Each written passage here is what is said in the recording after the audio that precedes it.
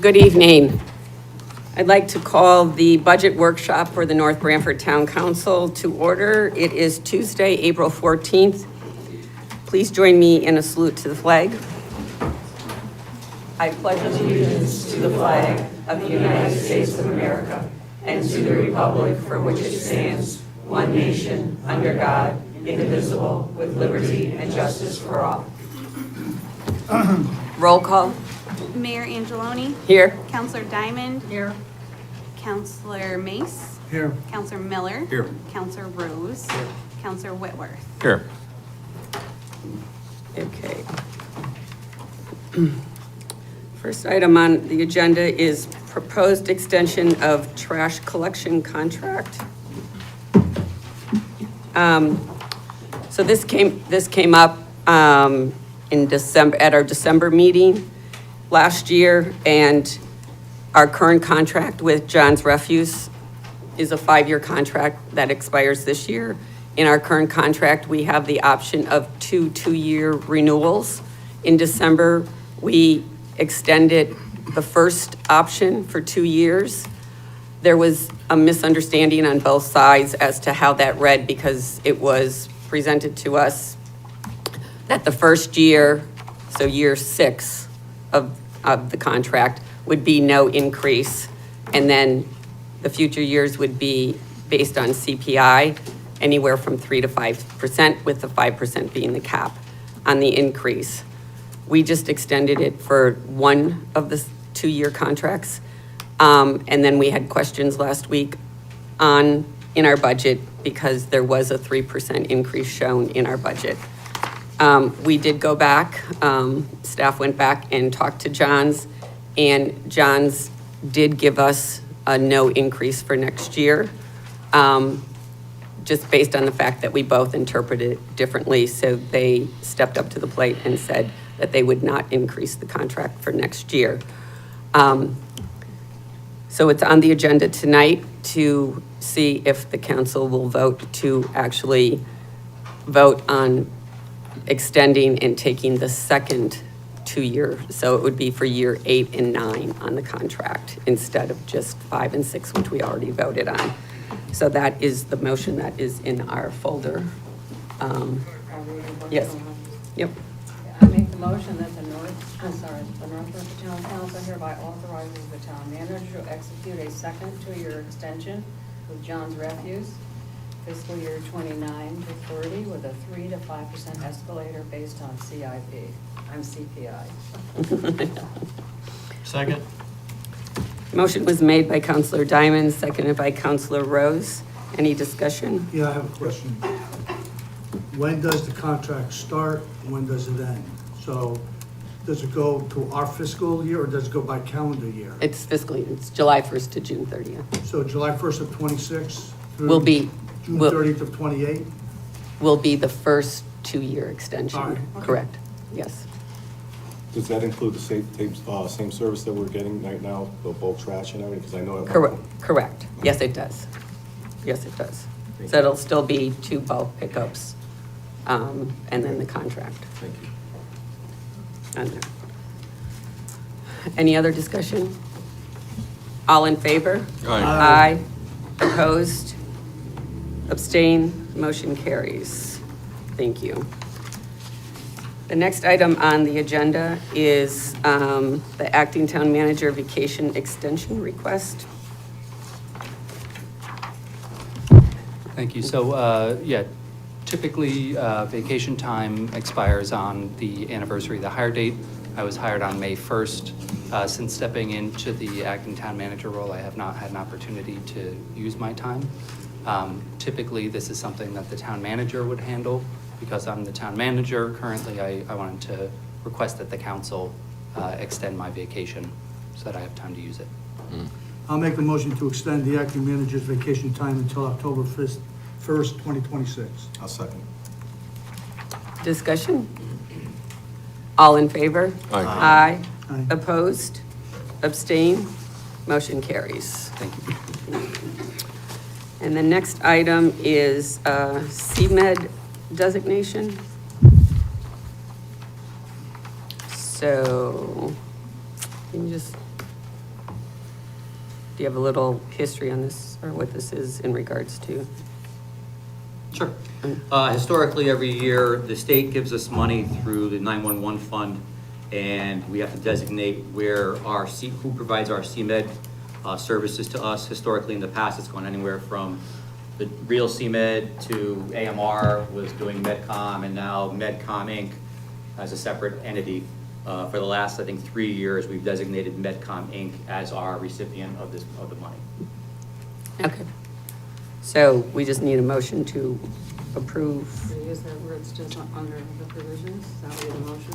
To designate MedCom Incorporated as the Motion on town's provisions CMed of provider. Section 28-24-7 of the regulations of the state of Connecticut, the town, city of North Branford designates the following CMed provider as the recipients of its regional emergency telecommunications service credit for coordinated medical emergency direction, CMed services for the fiscal year 26-27. Okay, is there a second? Second. Discussion? All in favor? Aye. Opposed? Abstain? Motion carries. Okay, thank you. All right, now on to discussion and action of the proposed town budget for 2026-27. First item is general government. At last week's workshop, we went through all of the departments on the town government side. Had a lot of questions for the departments. So we're gonna start up. There was a few departments that were on vacation last week and weren't here that we had some questions about, so we'll start off with them. The first one being Register of Voters, and I think I see someone here from there. So, let me just go to that department.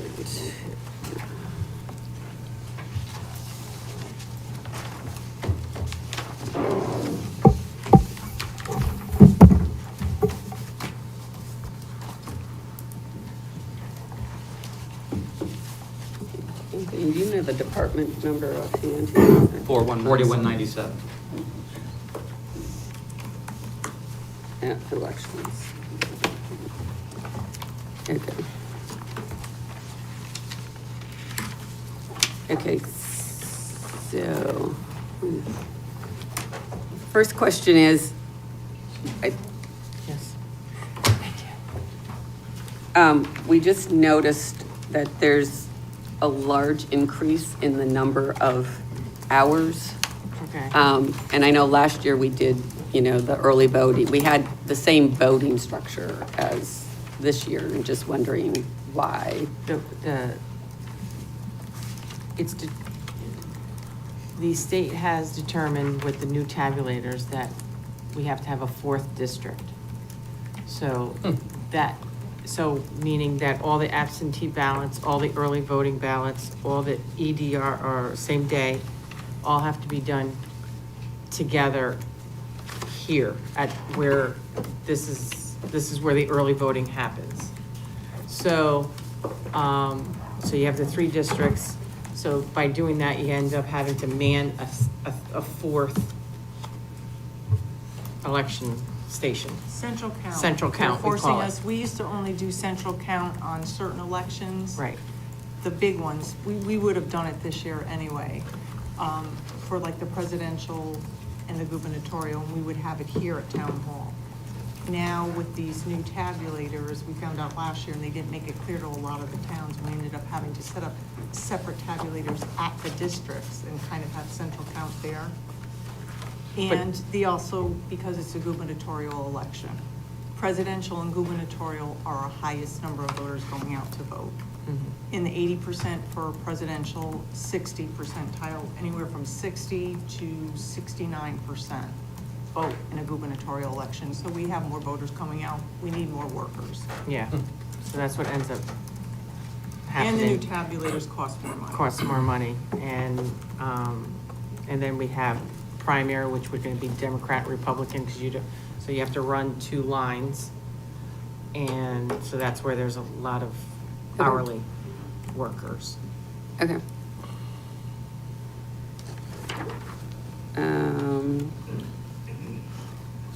Okay. On the ballot count, it just, when you add up between the November ballots, the primaries, the early voting ballots, like the total count of ballots needed exceeds our, Because how you- many people vote. Because what ends up happening is because you can't tell if the person's gonna come to early voting, you have to have the same ballot. So you have early voting, you have absentee, or, well, you have early voting and then the regular day. So you don't know which one they're gonna be going to. So you have to have the same amount of early voting, not same amount, but you have to have a percentage. So we are still learning in the lab, because we've only done it for the last two and a half, 3 years, how many people are coming out. So you don't know, you don't know the percentage of, it's not normalized, if Okay. that makes any sense. Because we don't know, especially in August, it'll be low, but, Depending on which Depending- office, it's a state year. yeah, it's a state. What happens is you have to order different types of ballots. So the poll ballots are what you order when people go to the polling places. The early voting ballots are if they come here. The absentees, obviously. Totally are- different, yeah. And then same-day registration. So there's 4 different types of ballot for every election, primary, referendum. No, take it back, not for referendum. There's no Yeah. early voting No. and no same-day registration. So they scan differently. They It's not like a scan- matter of. yeah. They have to be coded. And Coded. that, again, I can give you an example of what our old tabulators, every time you coded something, it was $35 for a code. This new This company, is extremely, yeah, much more expensive. much more expensive. But they force us to do it, so. We would, even on the budget referendum, I said to them, I have one townwide ballot. Will you count them in the districts? Just let me do one ballot. So I finally convinced them to allow that. But when the AB, since we have such a low turnover and we do our budget so close to it, and it's less than 3 weeks referendum, I do Yeah. my own ABs. I print my own absentee ballots, we hand count them, so they don't have to go through the tabulator, so they won't make us do central count. But I've always done that because it's been a lower volume, and I can handle printing them myself and putting a seal on. Okay.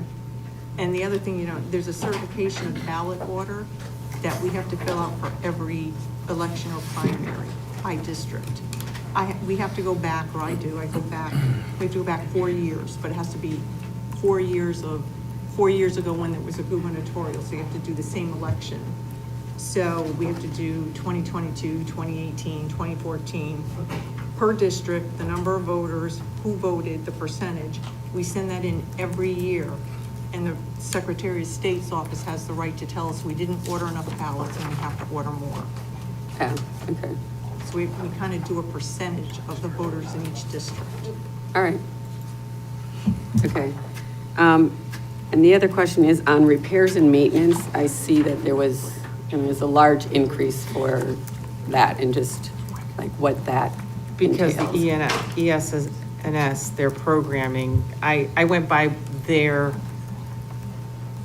list of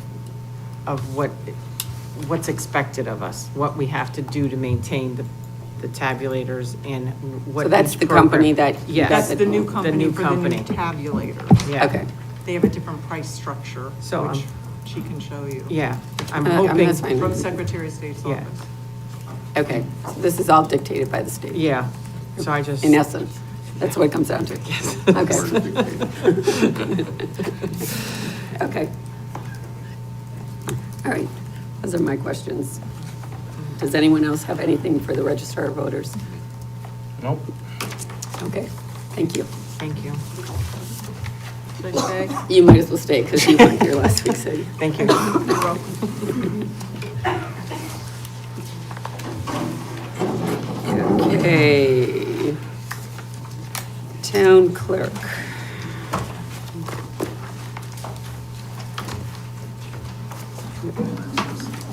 So Lisa, can you,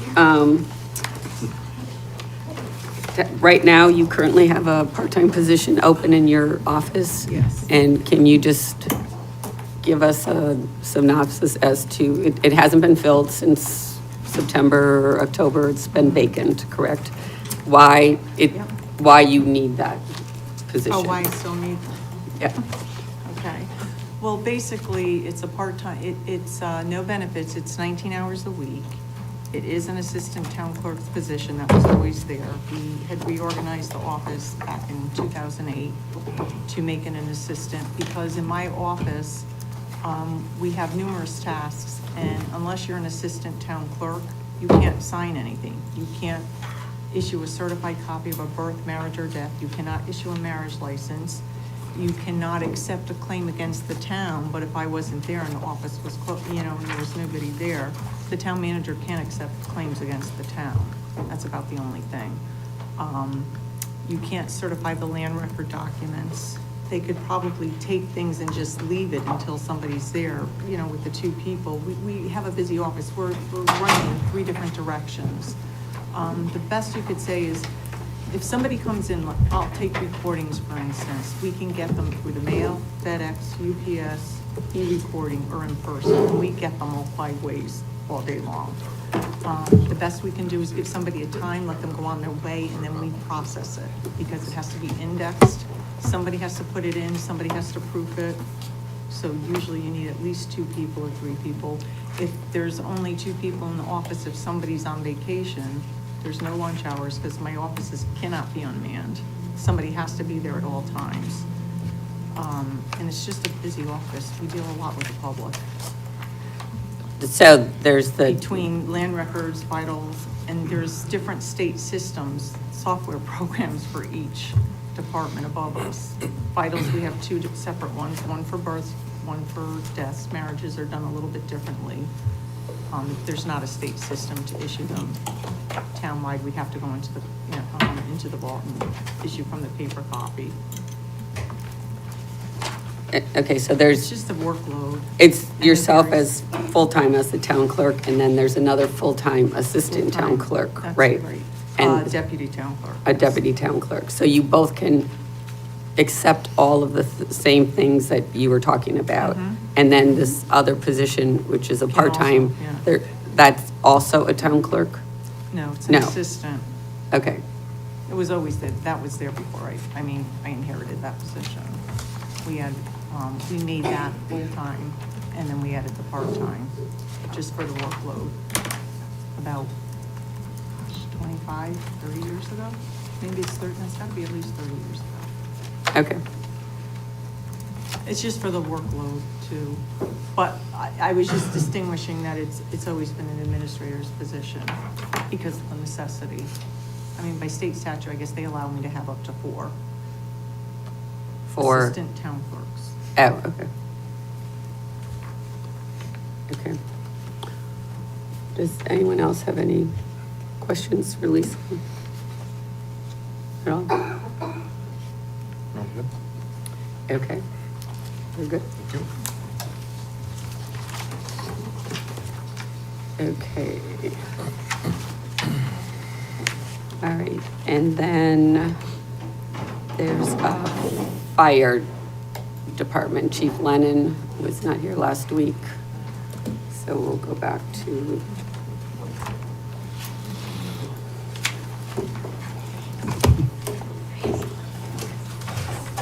Good evening. Hello.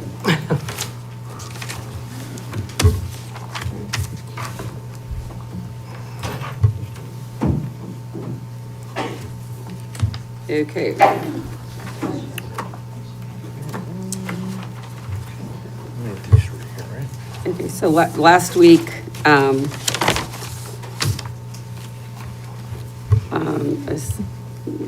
Assistant Chief Colangelo represented the fire department, and we had some questions. Mhm. And one of the things we had talked about was the large increase in salaries in the Mhm. account, Yep. and asked him to go back to the department and the commission and come back with a suggestion of how we might possibly be able to adjust that.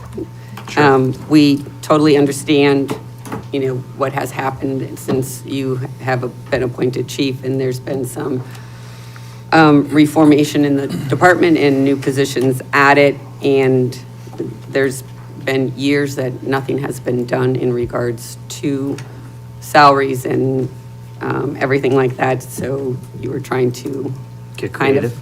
yeah, bring everything up to snuff, but Sure. it's a little hard to do it all in one year, so we were just wondering if there's Sure. a game plan. I'm sure AC Colangelo told you, since '07, there's been very limited raises in the fire service, fire department here in town. So obviously, new chief trying to make meaningful, impactful raises without breaking the bank. So we went back and we looked at things. We're gonna step out those raises over a couple of years. The only thing I did not reduce, specifically is the stipends for the members. The stipends came around, a little after 9/11. They've gone up $50 in 25 years. So, we proposed a $100 increase to those stipends to make it $11.50, which comes out to $1.92 a week per person. We'll cut from a lot of places. I don't want to take away from the membership. So our proposal, do you want the lines? You want me to read them to you? Sure. So part-time salary, 51620, reduce it by $15,094.40. Employee share, 52200, reduce it by $218.87. Professional development, 53200, reduce it by $5,000. So that'll be a reduction of $20,313.27 from the general fund. I'll round those to the nearest dollar for budgeting purposes.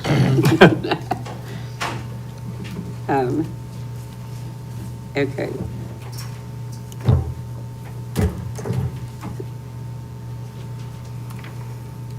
Okay, so, all right.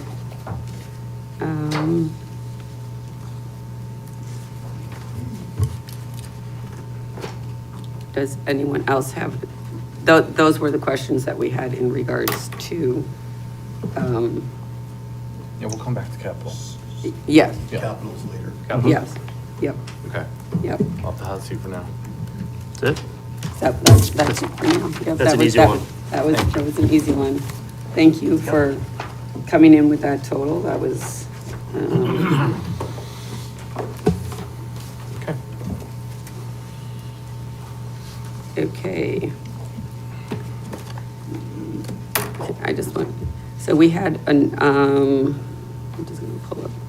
We had a number of questions and then last week, and we do have follow-up from the town manager in regards to our questions. Okay. So, What about you? just, You open it.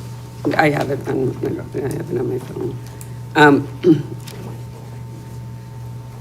So I'm just going to go down the list that we had last week, and try to assign, put numbers in on things that we did not have numbers for on there. So the first question was under mayor and council, and it was Totucket TV. There was an increase of $19,600 to Totucket TV in our budget. So we had asked how many meetings are scheduled with them. So the information is, Totucket TV is currently scheduled for 65 meetings a year, which includes town council and budget meetings, planning and zoning, inland wetlands, and Board of Education. So half of those meetings are planning and zoning and inland wetlands, which they a lot of those meetings, or a number of those meetings get canceled just because there's no work, or, there's nothing on the agenda, or they don't have a quorum on there. So we're proposing, and this is not a motion, it's just discussion. All motions will be made next week on there. But currently, Totucket TV has $13,000 in the budget that we have been supporting Totucket TV as our contribution to them, and also a reduced lease for the quarters that they rent from the town and in the town building. So we would like to propose reducing the number of scheduled meetings to handle town council and Board of Education meetings. And that includes budget meetings, and I know they also do some general meetings on there. And to increase their budget by $2,000. So that would be a decrease in the proposed budget of $17,600, because the increase was $19,600. So is there any discussion on that? Well, I am concerned because I think they're in trouble right now financially. I think they do provide a service, and I think we want to make sure we support them. That's my only concern. Yeah, and we are still supporting them, and I'm thinking, I don't know, we still have to have a discussion, the town manager would have to have a discussion with them, because a lot of it is, their revenue is decreased, not because of us, it's because of the way they get their money from the state and everything else on there. And I don't know if reducing the amount of meetings that they would film would help them, because they wouldn't have to have staff. But I don't know if they could still maintain the facility. Did you actually have a conversation with them since our last meeting? Yeah, I checked in with Walter Mann a little bit. Staffing, I imagine, is one part of their costs. They still have the overhead. The proposed increase was based on the rent that they pay to the town, as well as the cost of utilities that they have. And so I imagine this would help some, but I would have to check with Walter to see if it would be enough. Again, I appreciate their service. I know that they are very supportive of us. Yeah. If we had another meeting or something we wanted them to come to, they would come. I just don't want to hurt them. That's my feeling. I have a question. So we're looking at it from the expense side, that we want to reduce the number of meetings because of the cost. But how does that reflect on the people who don't go to the meetings but watch it on TV? Because that's their only way to watch the meetings and know what's going on in the town. So the taxpayers who support the Totucket Times out of our tax dollars are gonna get cheated from not being able to see the meetings on Zoom or whatever it is, because we're cutting their budget. So it doesn't do a service to the townspeople who watch it, especially the elderly, who don't get out, that wanna watch those meetings on video. Well, the only two, besides the council and the Board of Ed, the only two other boards or commission meetings that they film are planning and zoning and inland wetlands. So they don't film all boards and commissions. I know, but how And- many people are we going to affect? Without that information, it's difficult for me to vote for something. Knowing the viewership Without- you're asking? How do we know how many people watch the planning and zoning meetings on Totucket Times? I don't know who we're affecting. You can look on and see how many views they get, but the minutes are also posted online, that you can read the minutes, because a lot of the boards and commissions are not, when you look at it, it's the elected ones, the elected boards, which are the Board of Ed and the Town Council, those meetings would still be televised, if they can still do it. If we don't, if we don't give them enough money on there, then they still might close. Because they're not getting the revenue, and it's not from us. They're not getting the revenue because of the way it's structured as to where they get their revenue from, which is, cable TV, However, he gave us all the information as to their different sources of revenue on Can we there. invite them back, like Marie said, in order to that we can get more information before we go ahead and would a vote to decrease the funding to them? Sure, Wasn't it not too long ago we didn't provide any funding? correct, yeah. Yeah, it wasn't. We're still providing 6, 7 years ago. we didn't 15,000 in provide funding. anything.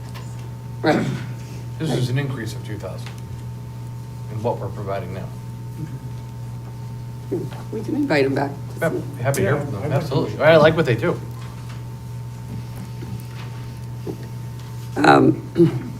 So the next item we talked about was under mayor and council was the clerk for the Blueprint Committee and the Town Center Committee. And we are going to reduce that just because of the number of meetings that they have. Town Center hasn't met in over a year. And Blueprint Committee was fine with reducing them instead of 12 meetings a month to 6 a year, like every other month on there.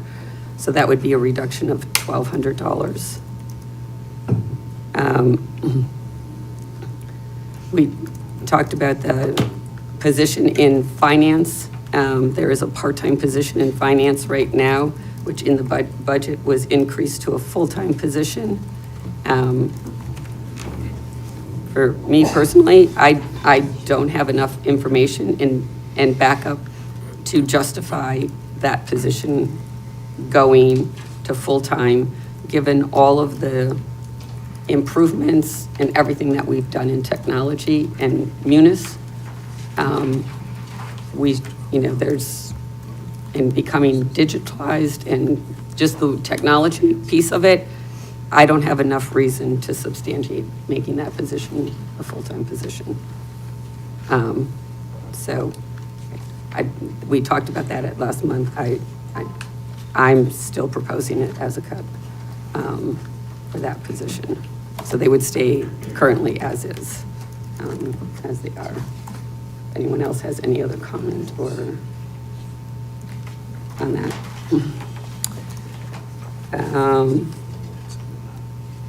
On IT consulting services, the current budget is $110,000.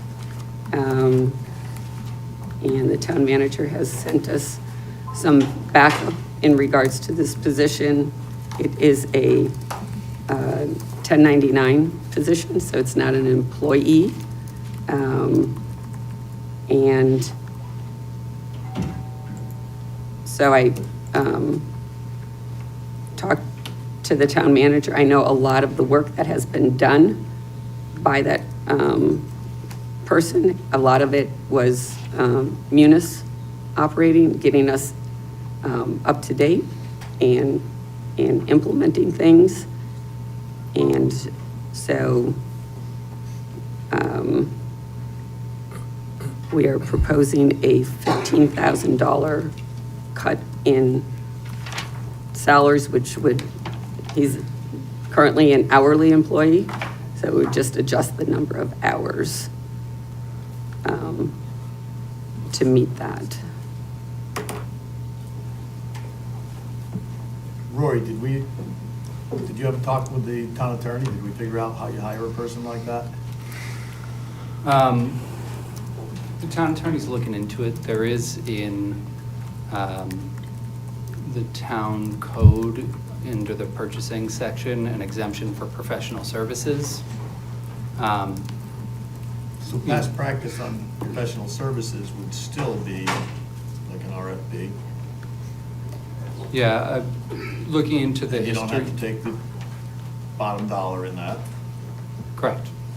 Yeah, looking into the history of this position, it seems like, when it began, it was like. I know it's kind of evolved. That's just over the years, as our reliance on technology has increased, so have the hours for the position. And I will say, the contractor that we currently use has essentially built the town's entire IT infrastructure from the ground up. And I absolutely understand the need to find places to cut. I would ask, that one of the things that we will need to transition away from this contractor is for everything to be documented. And that's not, you know, they've done the best that they can along the way, but it hasn't been a real focus. If we had one more year at the current level, so that we could do a planned reduction over time, that would allow us to prioritize documenting things. My concern would be at the current level, we're budgeted for about 32 hours a week for 50 weeks.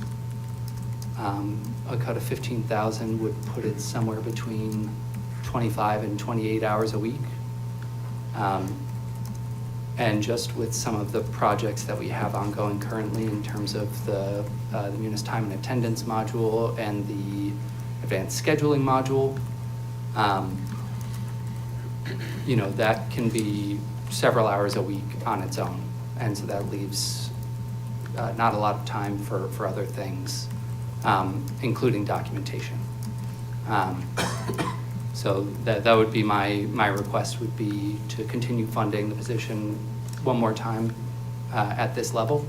And then we can do a planned reduction over the next several years. I'd be okay with that.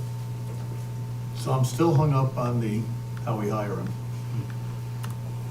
Only because of all the years that I sat up here, you know, we have a bid threshold, and we have professional services, and we have a policy on how you go about it. So, I mean, I guess if the town attorney tells us that it's okay, but are we opening up a can of worms to now go, you know, the heck with our bid threshold, we could just hire someone for $110,000. So, I think we need to be careful on it.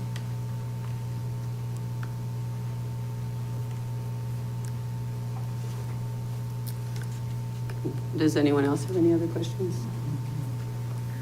Okay. Okay, on EDC, there's a cost in there for a website, which is for $5,000. In the current year's budget, we have $2,000, which obviously hasn't been spent on the website because it's our understanding there is no website. Or I thought it was part of the town's website, but I guess they have a separate one on there. And I have a problem allocating money to something that is not there, and there's no definitive plan as to what is happening with it. Yeah. Unless we're unaware of a plan. Is there a plan for something with the EDC website? Yeah, so part of the problem was we had there was a separate website. There was that Destination EDC was Branford. funding. Yep. We purchased that. Just The name, the domain name. Yeah, in this fiscal year. Correct. And so we've been talking with the vendor, getting pricing and discussing moving forward, but time-wise, you know, I haven't been able to focus on EDC as much in the past several months. Of course. Okay. So if something came up more definitive with this, is this something that, because we do have the fund that was established for economic development, that was established with selling some of the property in town. So would this be something that we could use money from that fund to fund it once you have more of an answer that you can come forward with on the council, instead Yeah, of putting money if the council would be willing to entertain that request, absolutely. in there, so that if there is something developed. Otherwise, we put money there and nothing happens, and it just sits there, and then we end up getting the money back. So this would be more of an incentive, I think, to have something done, and there's still funds available. I mean, I'm sure there was an overall plan for creating this, correct? Yeah, we've been discussing it for some time. It took several months to acquire the domain. And there were the vendor who previously hosted the website, Destination North Branford, owned the domain. It wasn't the town. And so there was some negotiation involved in acquiring it on behalf of the town. And you're going into the other direction to attract more people, or to try to get more people to look at that website, or? Yeah, the idea is to use it as kind of a clearinghouse of information. So some of the funding for that line in the proposed budget was based on eliminating the printing and binding line, which previously was allocated to printing like the farm trail brochures. And such. And the idea is to create a digital version of that so it can be updated, so we're not having to print new versions more frequently. And we can use it to host stuff for Restaurant Month. You know, it's a platform that we can adapt to our needs. And you can have others latch onto it if they would like to, correct? Yeah, the businesses in town would be able to register and post information to the website, which would be cleared by staff. Thank you. Okay. All right. Under police, there were two things that we had talked about last week. One being the pension, and there is an update from the police chief in our packets. We had asked him to look at the pension account to see once the pension account has already been reduced by $150,000 from the town manager. And so we just asked if there was any more, and the chief, which was sent to you yesterday. And so a hard copy is in front of you. So Chief, if you just want to go through this quick. Sure, yeah, so, I wanted you to have it ahead of time so you could review it. Basically, a couple of questions you asked are, where are we now? What do we expect to have unexpended funds is what I capture in the first part of the paperwork there. Then I kind of go into the reasoning of how we came up with the original calculation, changing from a .616 to a .757. And then our original ask. So I wanted you to know where we started from before you make a decision to wherever you end up.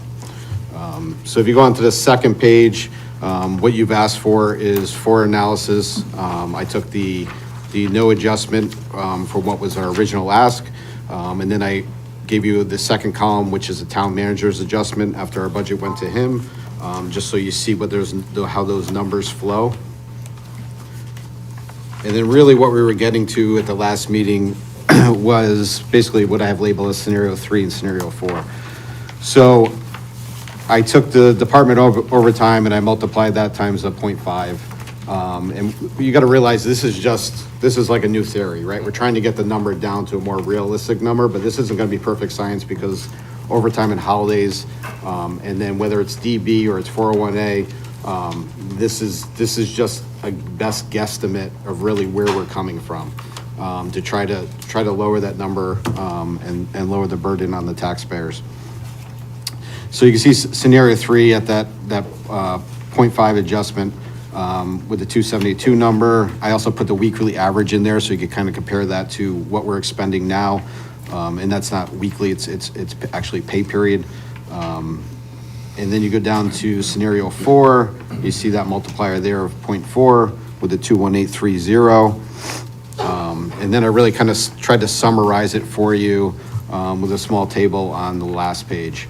And then obviously the 0.50 to me seems like a better area to try to focus where we're going to be for at least this year until we have more retirements on the DB side, and that's where I'm coming up with the recommendation of $75,000 reduction from the pension account on our budget. So that'll be a total of a $225,000 reduction from our original ask, and then I give you the total number from there. I wouldn't, in my opinion, go for the full 0.5 deduction at 272, and I throw this out there, and we've had these discussions before, I can't cover an overage in this account.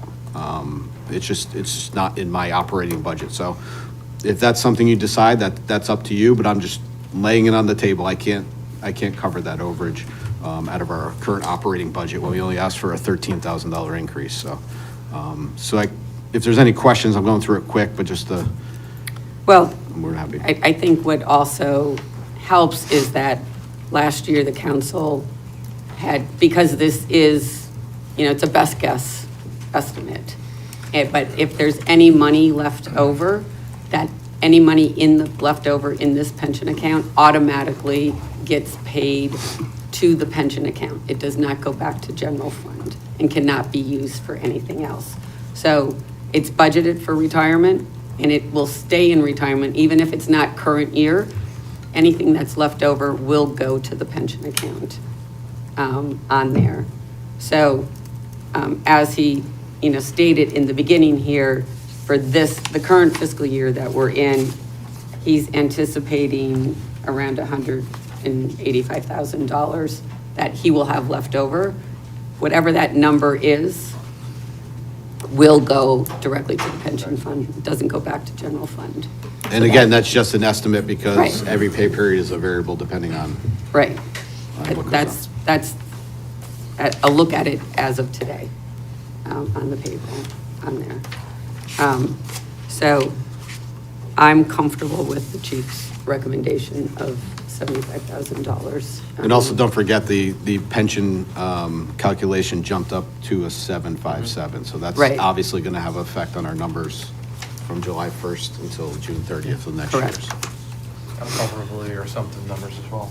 I mean, makes Right. sense. Right.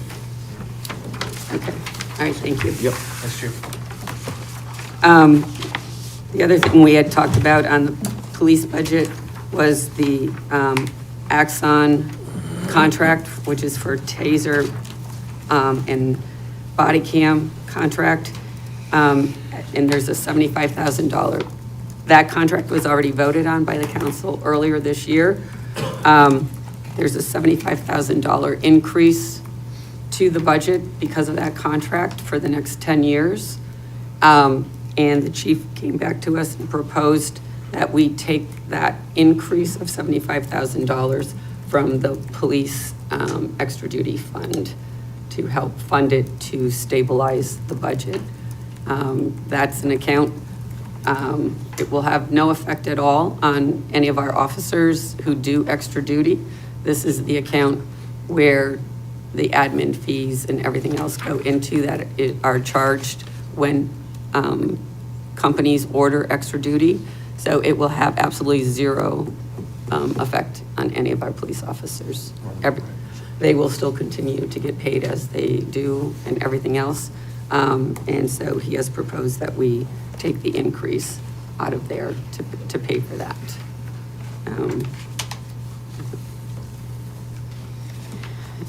Ambulance,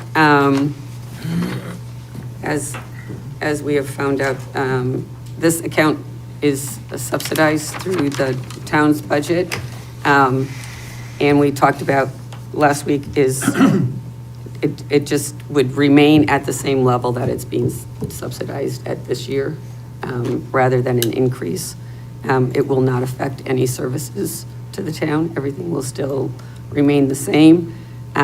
With the reorg in the fire department and adding a deputy chief to the EMS services, that will have a greater look on the billing, collections, who we use for billing, to see how we can improve that service. That should help us to become more in line with what the subsidy needs to be for this account, for the ambulance account.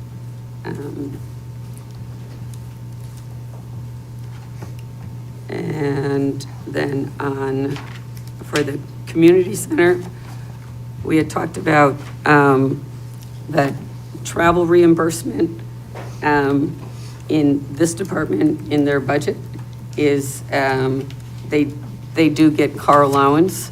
And we have found out that car allowance is part of their offer letter that they received at the time of employment last year. So the assistant and the director and assistant director each get a car allowance. So this proposal of a cut of $2,700 just brings them back to the level of their car allowance in their employment letter. So there were increases in the budget. We just brought it back to the level of what was in their employment letter on there. Elderly housing, the budget shows a significant increase due to there's 60 units on Route 139, and it's the sewer fee usage. We'd like to propose just reducing the increase in the sewer fee from $650, which is in the budget, down to $600, because realistically, I personally don't think that the sewer fee is going to go up to $650. $600 is probably more realistic. So that would be a reduction there About 3,000.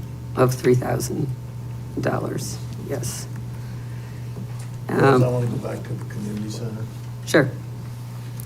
So in the 51,610 account, the director, why does that show a 3% raise now?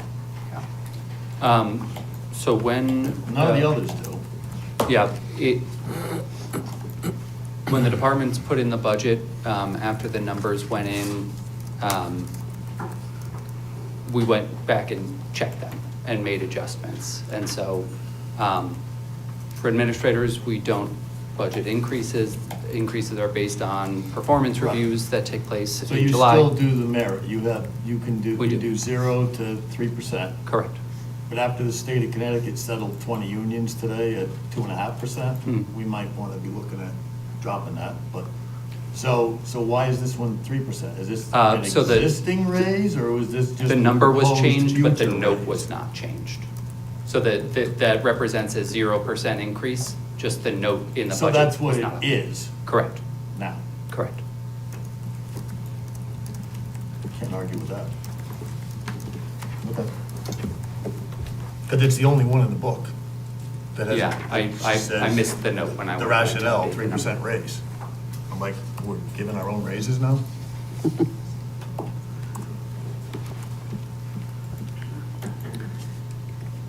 Anything else?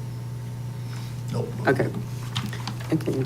Next item is solid waste disposal.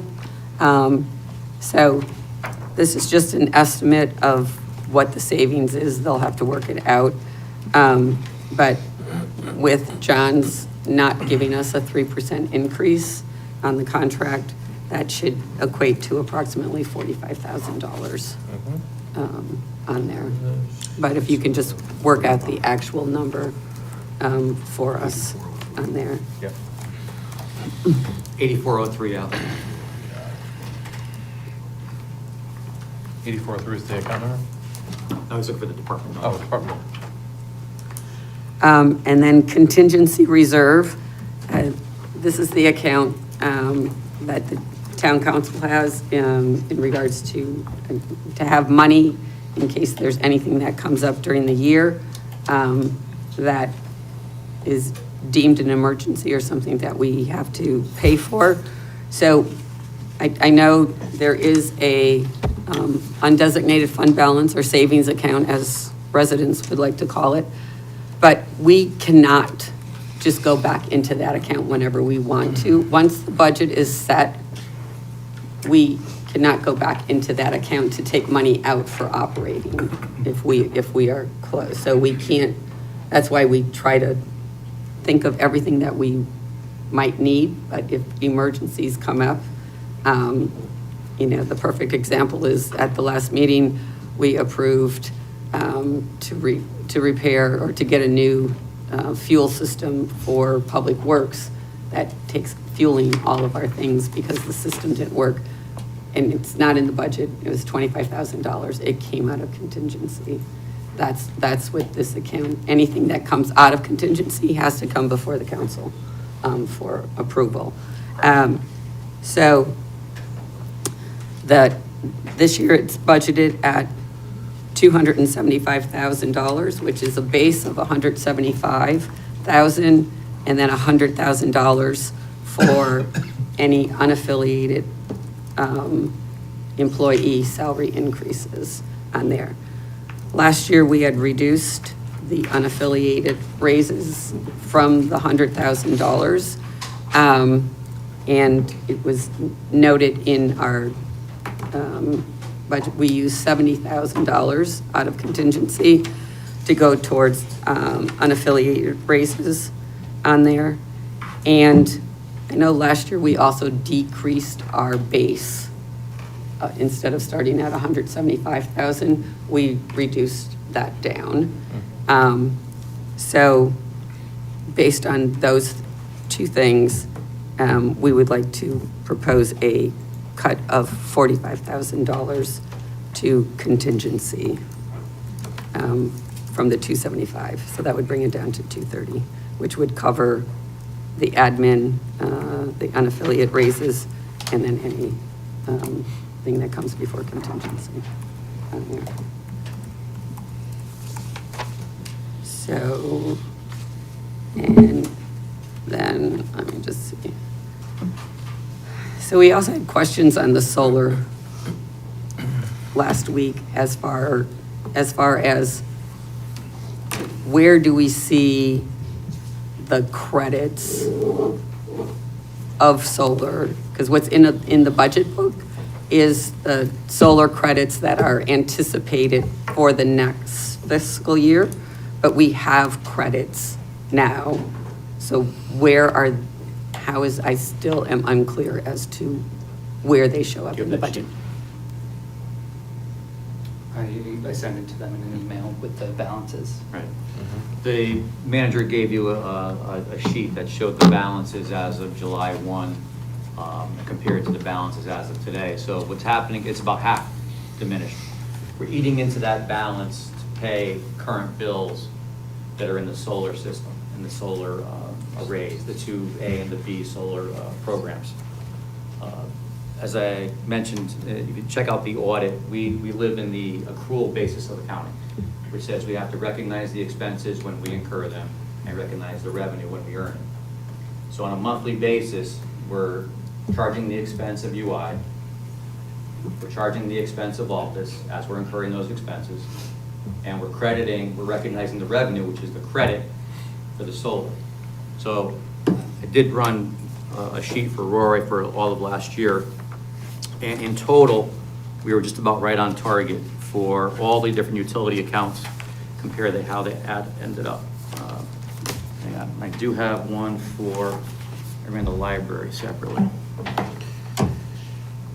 Like in the case of the library last year, if you take, there's three components. The UI bills, the other issue is that there's not one department that is solely UI. So in the case of the library, let's say she has some Wallingford bills, she has some UI bills, so it's not really, you can't segregate at this point. We're gonna do it now by building. We haven't done that last year, but the UI, the charges, let's call them, were $60,000, right? And if you go back to her budget over the last few years, 4550 is where she's been living in the budget world. We did get credits of $31,000, and the Altus bill is $20,000. So the UI is gonna be the UI. The bill is gonna be the bill for what we use for electricity. The lights are on, we're incurring that bill. I look at it as, we've got credits of 31 that cost us 20. So we're up $11,000 last year for the library. Where is it? Again, it's on the books as a credit. When we get the credit invoice in from UI, we don't pay them. We're eating into those accumulated credits to satisfy our bills with UI. Again, the sheet that the manager sent you shows the number from July 1 to today has been diminished by half because we're eating into those credits on the town side. I'm sure Martha's doing the same thing at the Board of Ed. She has the larger credits, obviously, with the schools generating more electricity and credits and such like that. But you looked in the accounts payable account, you'd see a debit balance, which is reflecting basically a credit that we have on our books that ties into the sheet that the manager gave you guys. It shows by UI account what the current balance on those accounts are. We could print bills off for you and show you, but it's the expense that you're booking. Let's say in the case of the library, you booked an expense of, the budget was $53,000, right? Made up of three pieces, like I said, it's the electricity bill, it's the solar credits, and the office bill, and she came in at $49,000. So it's pretty darn close that what we're budgeting, again, takes into effect all three pieces of that puzzle. It's pretty darn close to where she is, almost 93% accurate. I know it's confusing. I know, talking with Rory about it, it's basically, it's accounting. It's on our books. We book the invoices, we book the credits, and then we use that credit balance that we have with UI to satisfy their bills. We're not sending them cash, per se.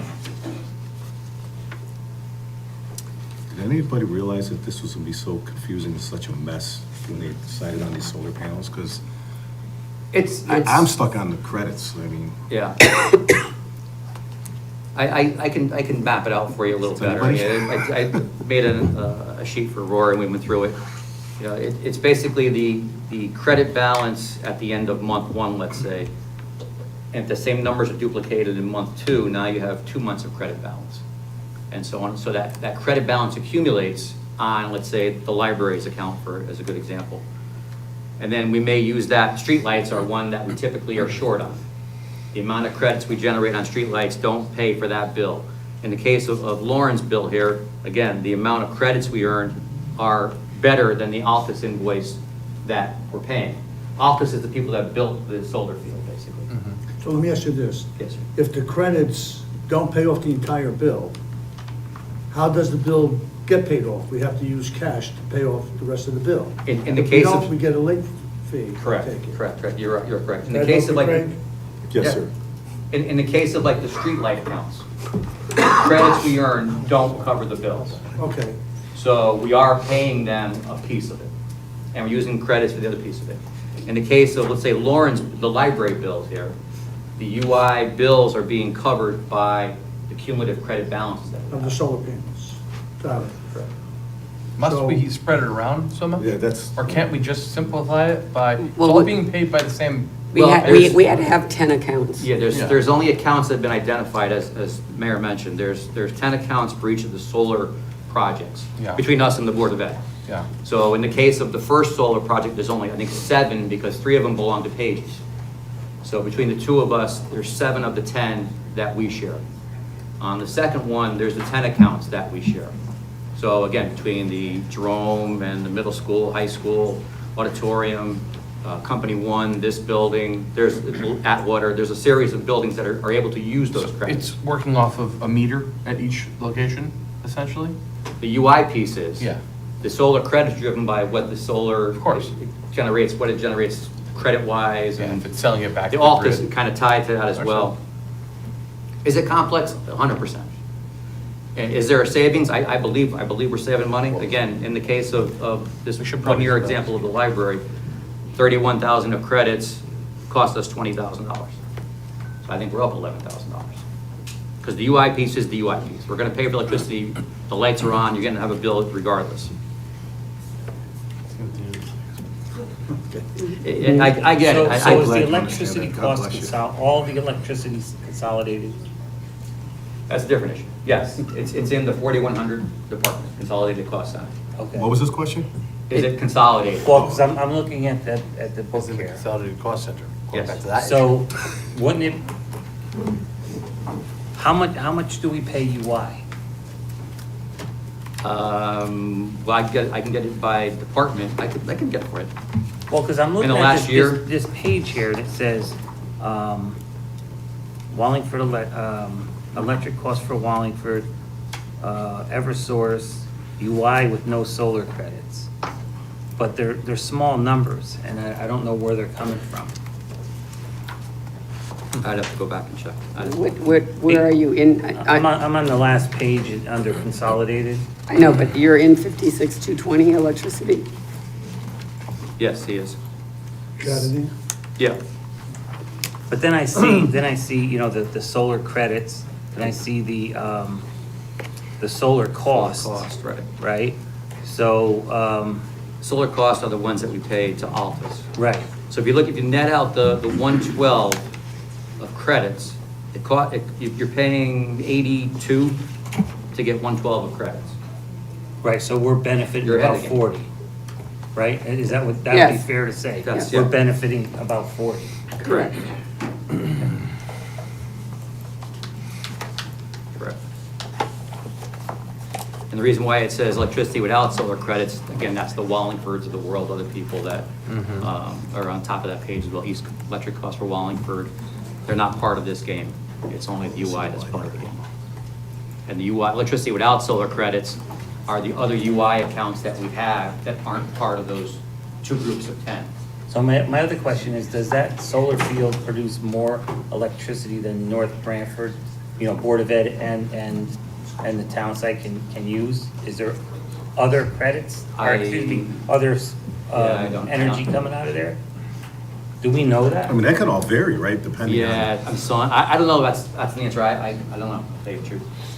Well, you need someone to, we're supposed to have access to the Altus to go in and see how it's all, you know, like, you can see on the UI bills, how much is the virtual metering, how many kilowatts you used, and you can track it to see once. I don't know that we have access to see total amount of solar energy that was produced, and then does it equal zero that it all got dispersed within North Branford? Right. Or are they selling some? Right, Because they or could sell are some. we obligated to purchase it all?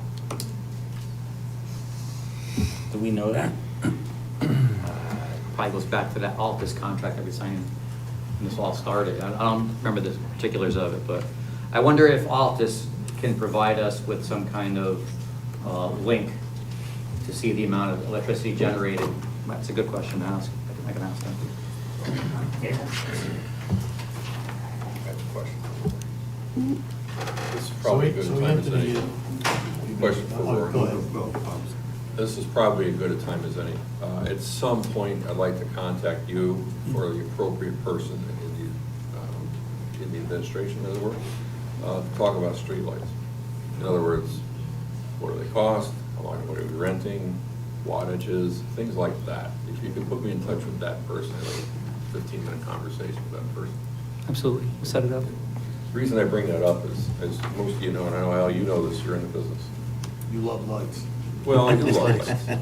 But I also know that there's been a revolution in lighting in the past 10 years with LEDs. You used to take a 400 watt or 1,000 watt Mercury light up the parking lot. You can do it now with 75 watt LED lights up the whole parking lot.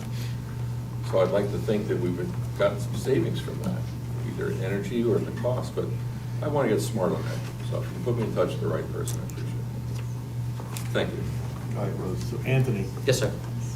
you know that I'm slow, so you started out by saying that the library, was it just Atwater, was Well, the- $61,000 bill? Yeah, see, the problem is it's combined, so you can't tell if it's solely Atwater or solely Smith. Okay. It's combined. There's no one department that's solely a So UI let's, department. let's use the 61,000. So Okay. we take the 61,000 for the cost. And then we generated 31,000 with the solar, but the company that owns the solar charged us 20,000. So does that mean that we had that 11,000 that we put towards the 60 and we paid the other 49? The 11 is a solar credit that we're using to pay future UI bills with, that aren't covered 100%. Like in the case of, I mentioned the streetlights, because that's the biggest one we have that the credits don't cover the cost of.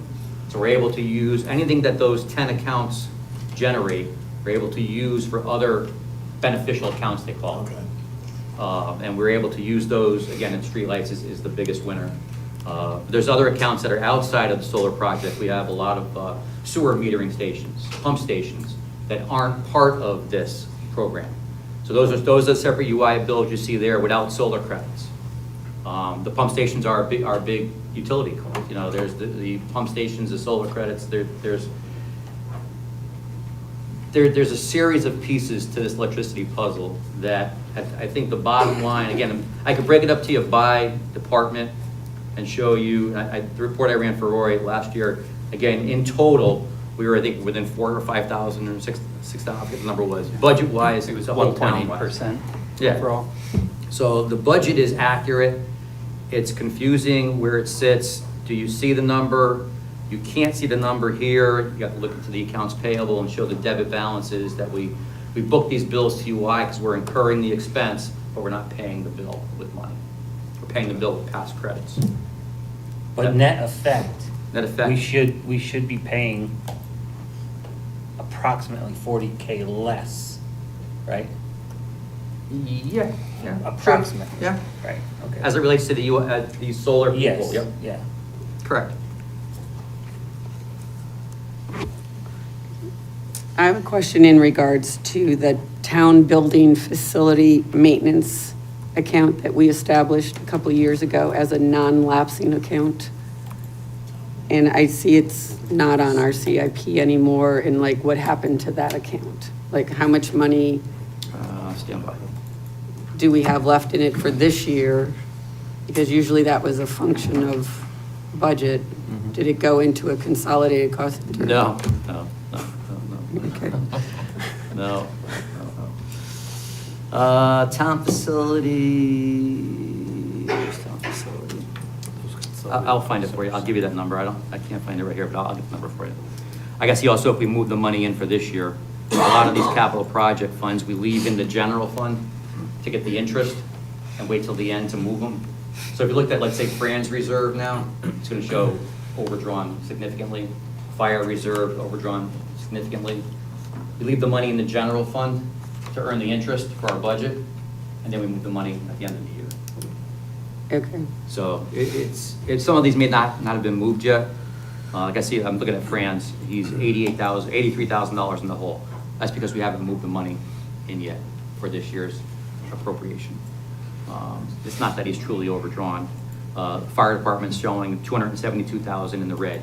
Well, you budgeted $325, I think. Put in, Right. hasn't been put in yet. We leave it in the general to get the interest as long as possible. Okay, so we would need to know that because we usually bring that account back up to $50,000, depending on where we're at on the budget, where we're at for the year. So if you can get that number this week, because that will affect CIP Gotcha. on there.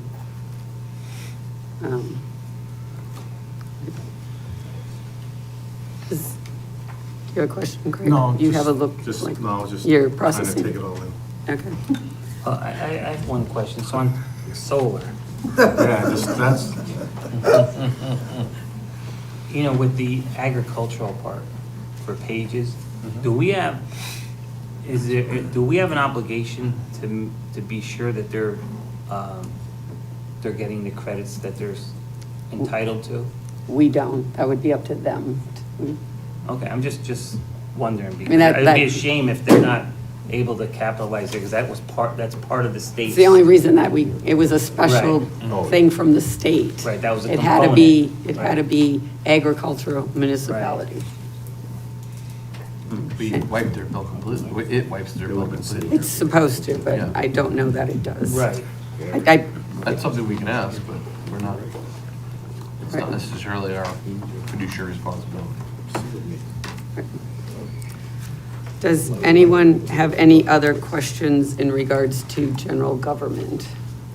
Yeah, Anthony, since I haven't been here in a while, what percentage of tax collection? I couldn't find it in the income part, 98.6. so you're up to that.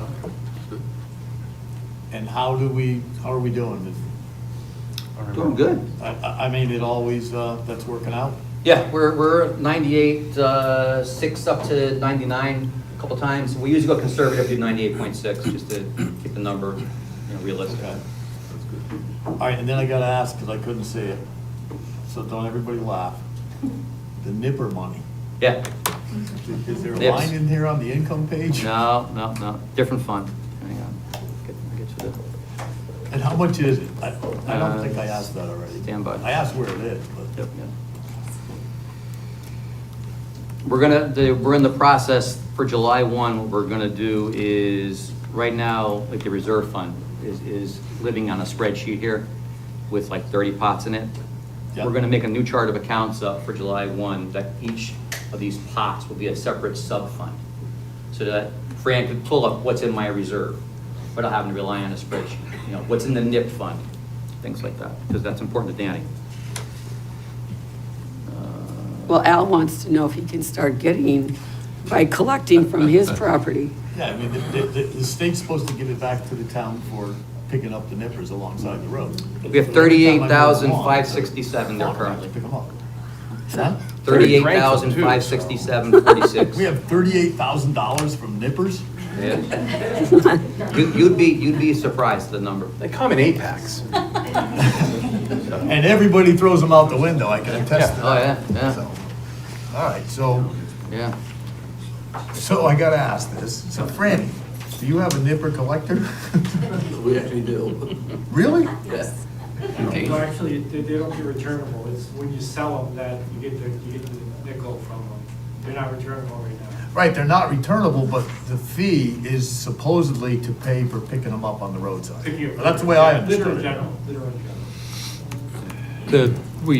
It's a seasonal position that we fund from that, and I believe they just started Monday. Okay. So it is for the, like, position, okay. We also bought the bins, Danny, we bought the bins out of that too, right? At your place? The recycling bins at DPW? So we have a NIP czar that comes out and does things. Now, did you see the new recycling bins next to the recycling building by Franny? Yeah, so we bought bins Those came out of that, this money as well. yeah, they collect plastic, ink cartridges, eyeglasses, anything that pertains to recycling.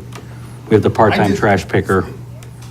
I'm glad you're using it and doing stuff like that. I just wanted to make sure that we were getting it. Oh, yeah, no, we get it.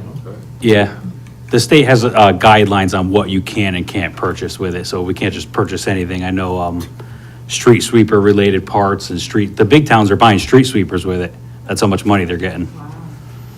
Oh, believe me, in Yeah. my 5,000 feet of frontage and where I haven't mowed all winter, when I go out there, I'll have a whole bag of nippers. Absolutely. So. All right. What about the park, isn't there park benches coming from that as well? Or is No, that a separate? that's That's separate, right? plastic. That's So the that's plastics. That's plastics, That's the right? film, yeah. Okay. Okay. Okay. Next on, if everyone's done with general government, we're going to move on to education. Yeah. Moving on to education. Okay. Okay. Since it's fresh in everybody's mind on education, because we just left the energy, so I had a question on the high school, on the energy used. So I'm assuming that you can just push a button on and Munis will tell you what it used to be and what, that's just a bad joke. It's kind of like Anthony's explanation of the solar system. Solar system. It's all out there. No, And then they I wanna splash down and know- land and they open the door I and wanna they know come the out. old school versus the new school. Do you have any New school's there and the old information school's on not that? done. Do you have anything from solar, from what we were doing? So without the now? solar, The old in other words, Consumption. so last night at the building committee, it was mentioned to us that there is a UI credit because we built such a green high school, which I gotta tell you, after 4 years of being there, that was the first time that we heard that. No, that was early on. So- We heard I mean, that. we heard it early on. When we forgot first it. were in, So- the blueprint space. Building. So we've got to, Right. you know, we're on it to see what it is. But But I was something, just curious John- if the green high school, with all the green lights and the green leaves in the parking lot, if it truly is more efficient than the old big high school. John could give you that.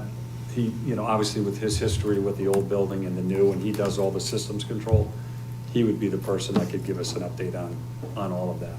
Okay. So I can get that for you. Thank you. But The important thing is whatever the credit is. Right. You gotta see what that is. Right. That was my first question. Okay. Marie, did you have some questions? Okay. Okay, I'm going to start with a bunch of questions. Just going to verify, you have stated that this is a status quo budget, correct? Yes. Status quo, okay. When I look at your page here, impact of recent reductions, okay, I would then assume that these are your metrics that you use to evaluate the effectiveness on student success in the school. And I'll give you an example of what I mean. Okay, so you say here that you had to reduce 2 language arts teachers in English grades 9 to 12. So my question is, how is that affecting student learning? Are you mixing like advanced, average, and lower student learning together? What is the class size then of some of those English classes? I'd like to know how that's affecting student learning. Are you looking at the high school level, the 2 English classes that were reduced? I think. Yeah, I was looking for my. I think it would be helpful. Yeah, so if I had a obviously couple with, questions. at each building level, it's gonna be different. The high school was the one that was impacted with the shift, so. Yeah, so what that would look like for us is increased class sizes, particularly at our level 1 classes. So what used to be called our college prep, so those classes tend to be larger. The other thing is it decreases the number of different types of electives that we can offer. So those are 2 areas that could happen. Okay, I presume that you have done your course selection for next year. Now, did you run into any courses where you didn't get enough kids to run those courses for next year? In English or across different departments? In any subject area? Well, right now, we're discussing physics. We don't have as many students as we'd like to run that course. So things that tend to be more advanced, sometimes that happens. But what happens is we have to make really difficult decisions. If we are teetering, let's say that there are around 10 students, and in a traditional, if we had enough staff, we would run that and have those opportunities. We have to make difficult decisions when then those opportunities aren't present for kids year after year. Sometimes they happen every other year. So do you have a minimum that you'll run a class? For example, let's say something in technology. Yeah. In terms of if we would choose to run something or not run something is the question, based off the number of students that request it. There's not a hard number, I think it depends. We also want to make sure that we have opportunities for AP level courses for students, so sometimes those will run with smaller numbers. But we're always trying to be as mindful of class sizes across all levels. So sometimes, as I mentioned, a class that we really want to run that isn't necessarily hitting that higher threshold, we have to make those difficult choices with that. And we'll blend like a language course of 4 and 5 to combine to get the numbers that run one section. So in a smaller high school, you know, we have to be resourceful in how we do that. Advanced placement, you're looking at a smaller percentage, but we're recognized in Connecticut for the numbers of students that do take advanced placement, which earn college credit, which put us on a list to get into very competitive colleges for those who, you know, apply to those schools. So at the high school, it's very difficult to look at. We cap our elective courses at around 15 for safety, and we're constantly running those classes and then not running them because we don't have enough FTEs to teach them. You know, the auto shop is sold out per se every year, every class. Culinary now sold out every class, and we cap, and some kids can't get that class till the next year. Yeah, culinary will have 50 students that request it that won't get it every year. Yeah, so it'll always. So again, going back, like say a ninth, what's the typical 9th grade English class size? For a level 2 class, so for a class that has an inclusion-based model, we try to keep those lower, so that can be anywhere between 15 to 20 students. And then in our level 1 classes, those will be greater, 20 to 25. Okay, so then I'm confused, because in this impact, you talk about you had to combine levels. Yeah, so that is something that is happening, not in our ninth grade or our 10th grade or our 11th grade, but with our electives, though, that's when that is happening. So, for example, seniors, they all have to take a 4th year of English. At that level, because we offer different types of classes, we would have to have, let's say, a level 1/a level 2 class for a sports stories class or a media literacy class. So those classes will be larger, not necessarily in size sometimes, but it's in terms of what the teacher has to prepare for. So you're, accommodating a student that maybe has an IEP, collaborating with a special ed teacher, and then you have a student that potentially could be in an AP course, but is choosing to take a level 1 course. So especially as we get up into those higher levels, that happens more frequently. And you don't get teachers don't have any problems with those combinations? Well, I mean, we have wonderful staff who love students, who are going to do everything they can, but I'd stand here and I would advocate that we would love to have that English teacher back. We would love to have that math teacher back that we lost. I'd love to have a tech teacher. There's so many wonderful things that we can do, and we're really limited. We're resourceful. We're mindful and with how we schedule, but we understand that there's constraints. So we're going to do what we have to do. But would I want better for my teachers? Absolutely. I appreciate your Yeah. responses, thank you. One of the things that I am concerned about, and I've gotten a lot of comments from people in town, that's the activity fee, okay? How much money have you actually taken in as a result of charging for the activity fee? Our goal is to hit 71,000. That was our number that we're looking on, 10 to 11,000 shy of it right now, going into the spring for the first 2 seasons that we have not collected yet. So I'm pressed on it this spring being able to make that number at 71,000. Is that activity or sports? What's that? Is that activity or sports? That's the activity fee at $125 per high school student, capped at $250 if an athlete plays 2 sports. So our overall goal is to reach $71,000 to make this current year level. Now, even if a student is not involved in any activity, they still have to pay the activity fee? They pay a $30 fee at the 30 at the high school? 35. I'm sorry. So there's an 35. activity fee and there's a sports fee. 35. Okay, So they're actually everyone pays the different. 35, middle school is But- 20? 20. Have you, then my other question, because I've gotten some comments, is the late bus. I had a parent stop me the other day and she said, if it weren't for the special ed program at the high school, I would move from North Branford. She said, I love the program they have at the high school. However, my daughter stays after school for things. I have to leave my job and I have to go pick her up because there's no late bus. Now, it's my understanding it would be about $45,000 for a late bus. Why can't you look at your 2% fund to at least provide that late bus for students? I really feel that it's something that you should consider, and I think that, I don't understand why you can't look at that 2% fund for that particular thing. The late bus. And even look at maybe at that activity fee. I'm just. The late bus is a I'm lu- hearing people it's a concerned about luxury. that. Not every district runs a late bus. It's something that we've been able to do. We combine, the middle high school kids to do that. We run 2 runs across town, to accommodate our students. The number fluctuates, but it's a real expense. So $45,000 is a half a teacher. So I could do that. I could eliminate. The 2% I'm already counting that is owed back to us to cover shortfalls for next year. I don't have $45,000. It's a simple answer. We did not want to eliminate the late bus. I did not want to charge students $125 to play a sport. I mean, these are decisions we had to make, Marie. They're tough decisions. We're not in favor of any of it. My administrators aren't. The board is not in favor of having to do those things. And the reality is, will that activity fee be in next year? If we don't, get to absolutely it will be, and it could be higher. The late bus isn't even in the budget for next year. It's not included. No, I know that. That's, So, but my understanding is it would be $45,000. Those are hard decisions, and there'll be many more hard decisions. Those things won't be coming back. I'm worried about what we're gonna potentially lose, and I think there'll be a lot more attention in the community to what we lose than a late bus and an activity fee.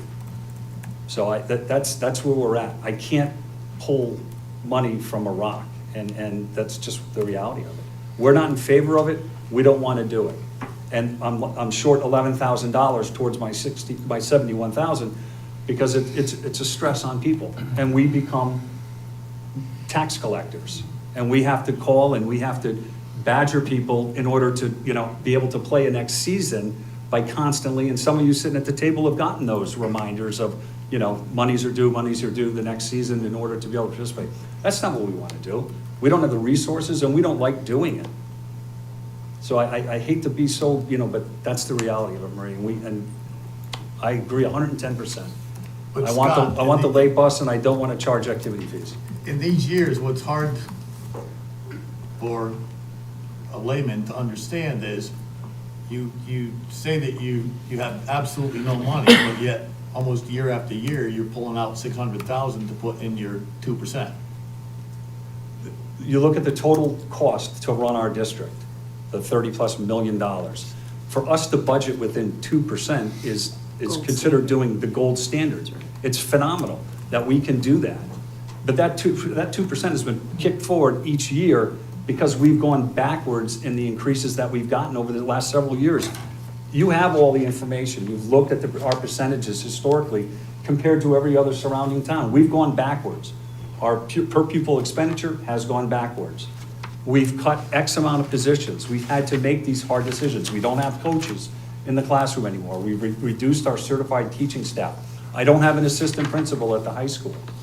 You know, I don't have an assistant superintendent. I've never put in for one, but I don't have an assistant principal at my high school. Every other department has added administrative levels, but the Board of Education.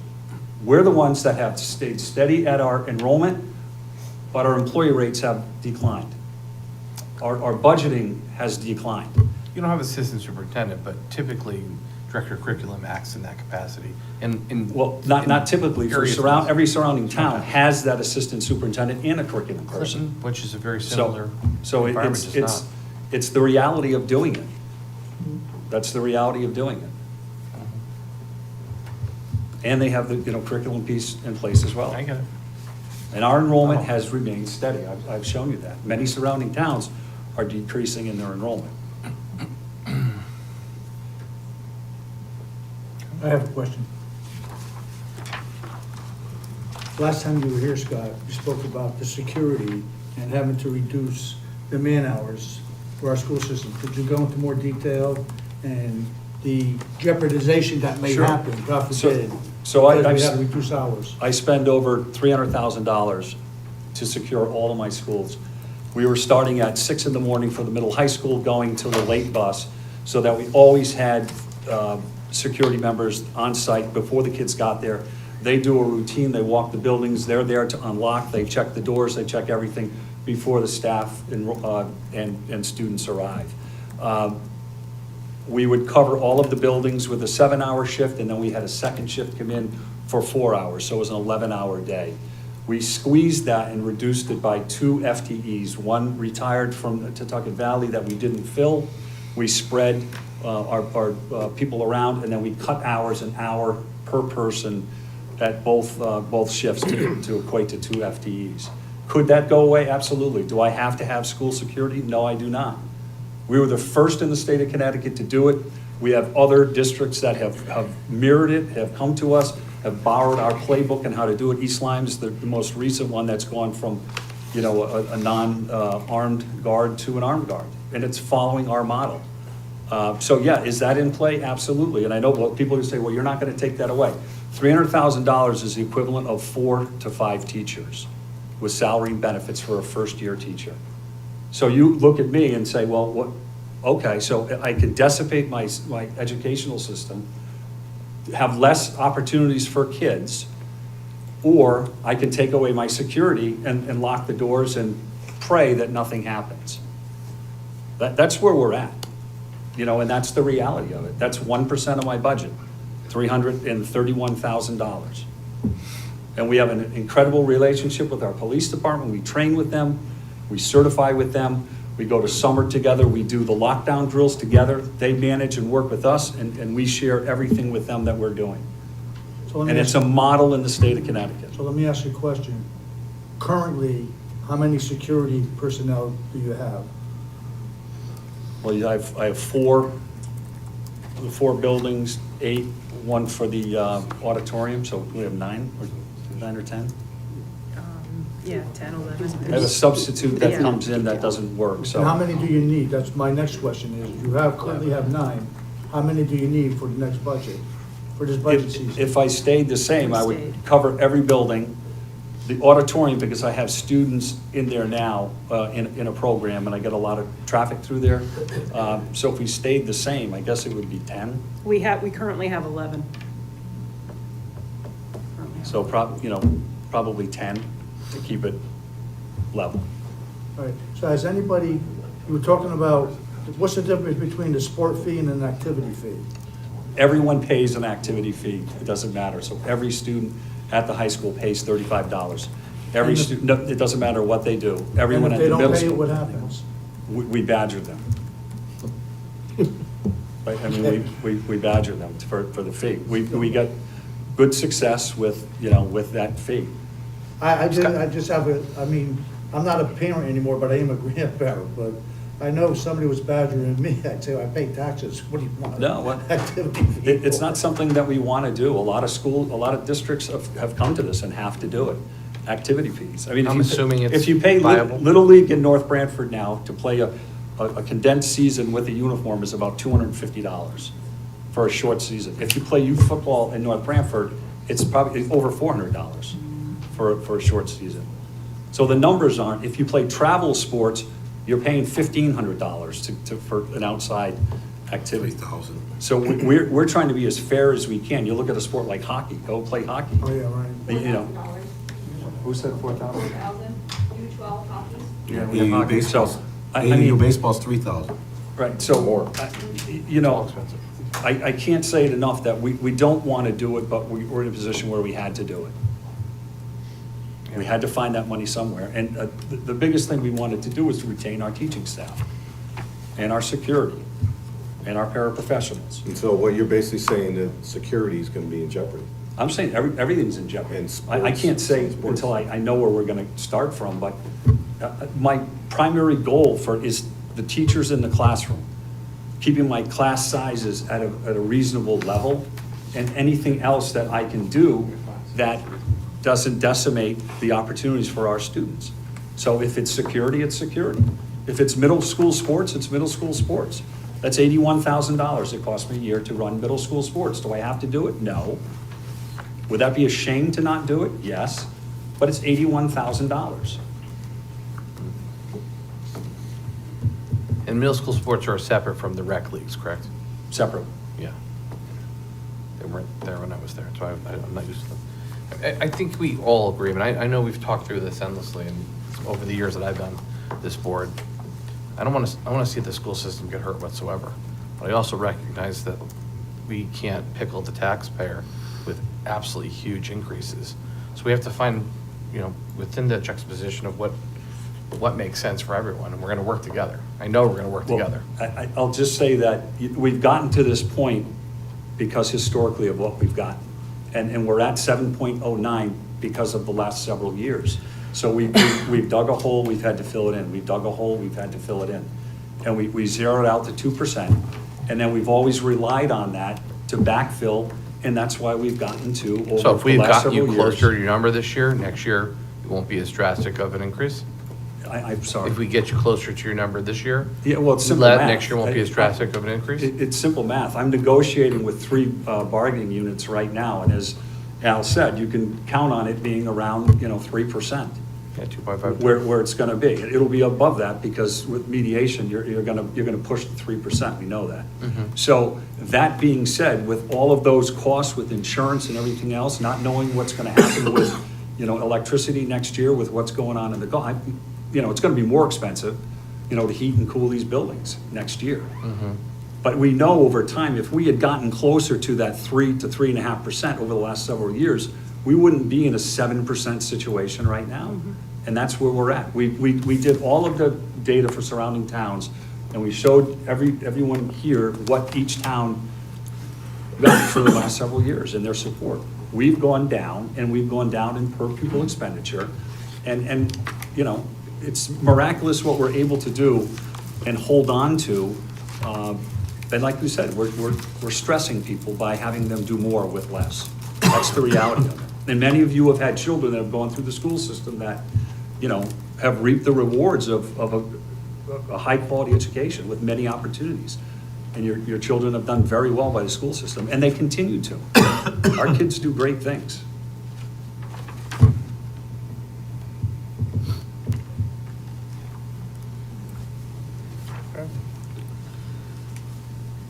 Does anyone have any other questions on education?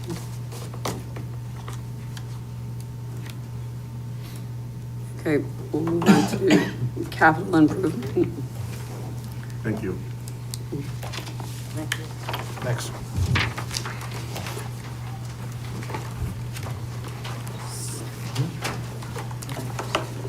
No, just asking. It's his job. Handle it. So on capital, there were several items missing from our last one.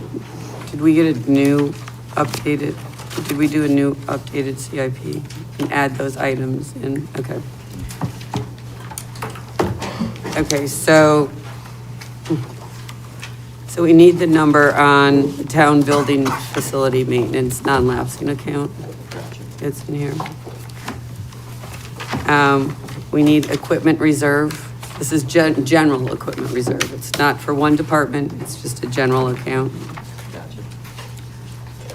And we need the JHS paving. I don't care where, put it under Public Works, put it under Education, I don't care where it goes. It's an item that has been on here that the council committed to. So that needs to get added. We have an updated quote from Public Works. They went out to JHS. It actually is due to all the parking areas that need to be done. That project is probably going to be a 3-year project based on the latest cost estimates on there. So it was emailed out to us for the JHS paving. There was a new category added. One of the areas that needs to be done, and the decision is, do we do granite curbing or do we just do the asphalt curbing? Recommendation from Public Works, Building Committee, everyone else in the field, is that granite curbing, even though it's more expensive in the beginning, is the way to go. Last year, we repaved the Totucket Valley parking lot. They have granite curbing that was installed initially, and that school was built in 1972, and it's still in great condition. We had to do nothing with the curbing. So that is an example of paying the extra money and putting it in. So given with what is going on right now with gas prices and everything else, that has a direct impact on asphalt and paving. So our Assistant Public Works Director, Danny Celentano, redid the numbers for Jerome Harrison and broke out so that we could do, as an option, do the granite curbing that needs to be done, which is in the bus loop area, and then right across the parent drop-off area is the area that I believe is the granite curbing, correct, Danny? Okay. We could do the granite curbing and fix the sidewalks without paving. And then Public Works, in conjunction with the police chief, have come up with a solution to alleviate the traffic on Merrick Drive for drop-off and pickup, which is to basically widen the road between the front driveway off of Merrick and the back driveway into Jerome Harrison. It's on the plans that were submitted. It would be about 8 feet or so, so that would become like a stacking lane for the parents when they do the drop-off and pickup. So we could do that without paving any of the parking lots, take care of that piece, and do the granite curbing as a separate job. And that cost is about $170,000. And then, and the new pricing that he gave, he used the highest cost on asphalt costing on a 10-year average, just because asphalt companies are now adjusting pricing on a monthly basis due to gas pricing. So it might not be beneficial to actually pave, do the parking lots at this time, but we can do some of the other work on there. We do have a paving project that is scheduled for in town, that they could still do that piece to extend Merrick Drive and wrap it into that paving job on there. So we would need the Jerome, I would like to propose that we do the granite curbing, the road extension, Yeah. sidewalk repair. Concrete part of the sidewalk as well? It's the, Non-asphalt, but concrete. right, it's the repair, as the part of the overall paving project. So the paving project that was sent to us, it's broken up into 3 areas. One is the front bus loop, so looking at the school, it's the driveway to the left, the parking lot to the right off of Merrick, and then the back parking lot. So those are the 3 areas. And then the 4th being the granite curbing and the road extension. Rose, I have a question. I have lot 1, lot 3, lot 2, and lot 4, which is which? Lot 1 is the bus. Lot 1 is the curve, Is the the bus- circle, right, okay, I got that. Bus depot for sure. Lot 3 is, I see buildings, but I can't. make Lot it out. 3 is the back of the back of the school, Oh, back of Jerome Harrison? the back. Okay. Consider the teacher's lot. Lot 4, is that the street? Lot, That's the street, yeah. Yeah. That's the street. And then lot 2 is The student the drop off. current drop off, okay. Yeah. All right, I understand now, okay.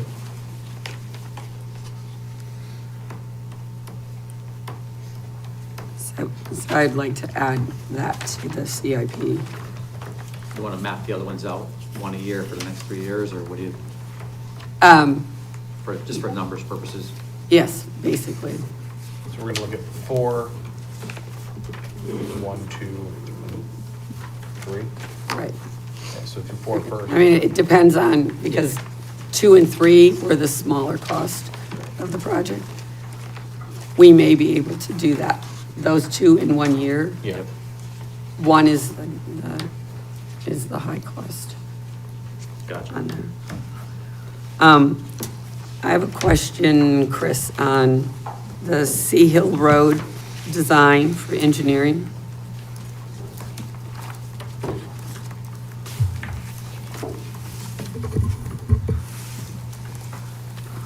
So has that's another LoTSIP project, has that been approved?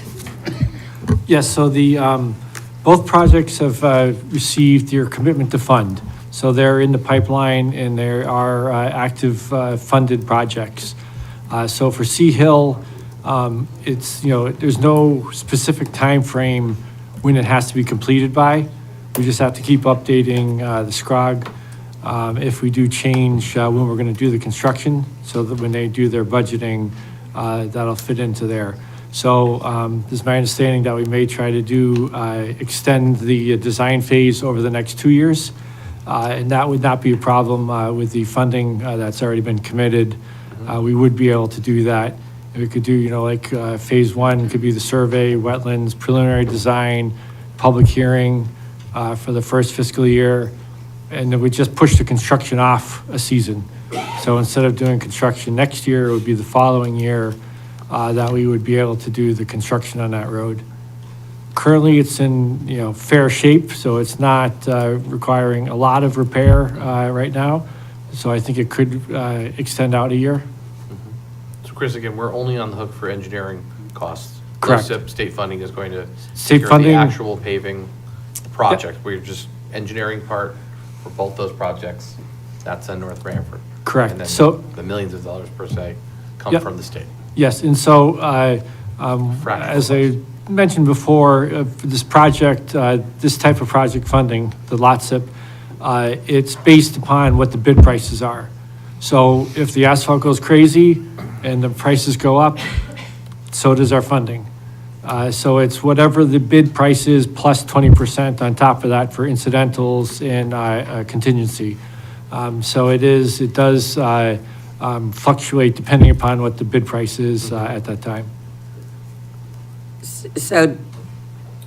So is $200,000 the total anticipated engineering cost? Correct, yes. So there'd be no change in that if the project cost goes up? Correct. Okay. Yep, so the actual inspection part of it can be included in the contingency or incidentals as part of the funding of the construction phase of it. So, the engineering design work would be the $200,000. Just for Sea Hill. Just for Sea Hill. So 60 it is for the- was about $160,000 for Twin Lakes.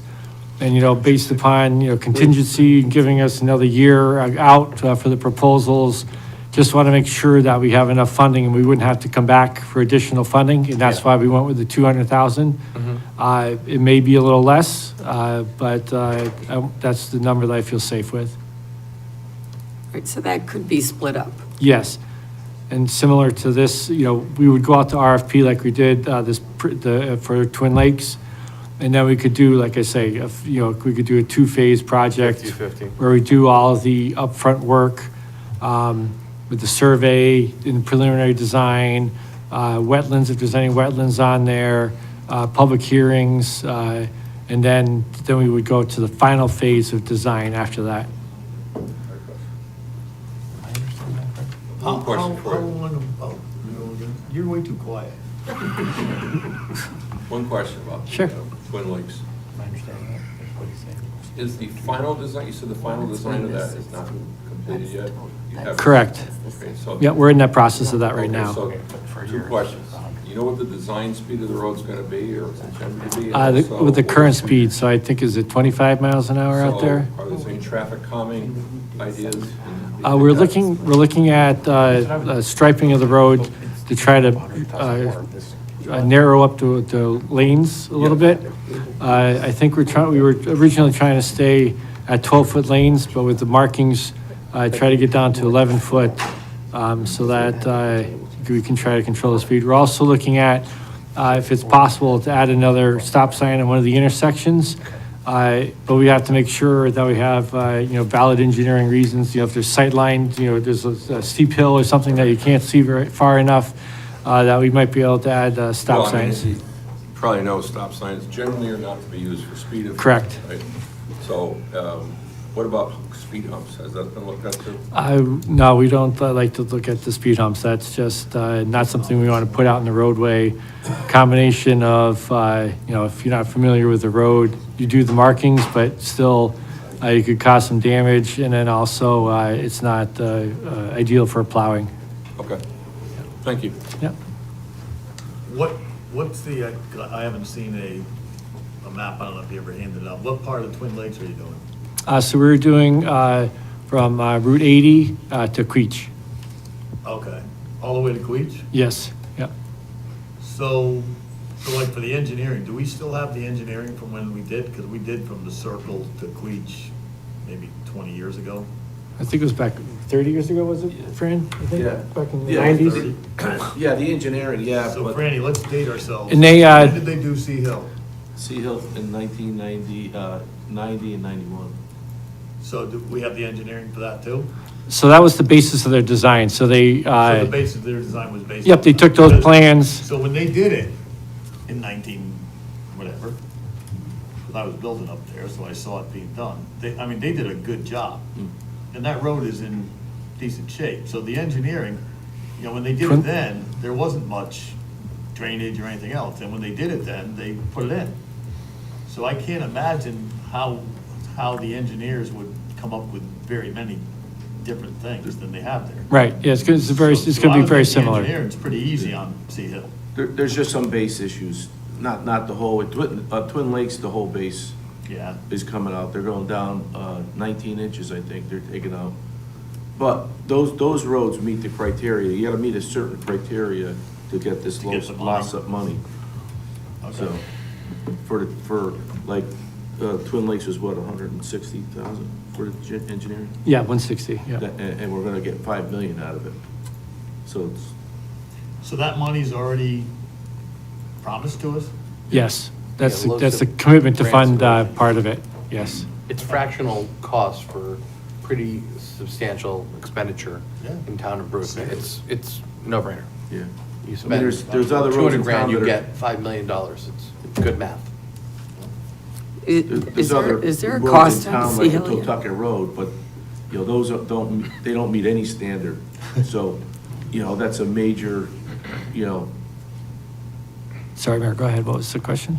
If there was a cost estimate on Sea Hill, Yes, I think that was somewhere in the neighborhood of 3 million or 4 million, no, what is it again? no, I think that was 5. 5 million? 5 million for that one. Twin Lakes started off at 3 and went to 5. okay.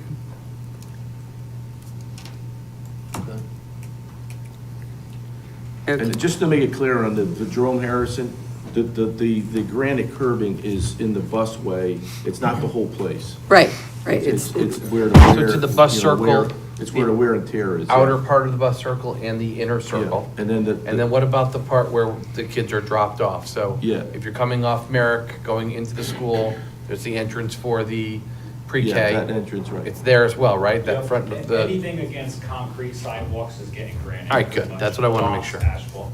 We're getting Yeah. away from concrete. You saw it at the library, it was 16 rips years up. old and we had to rip it up. yeah.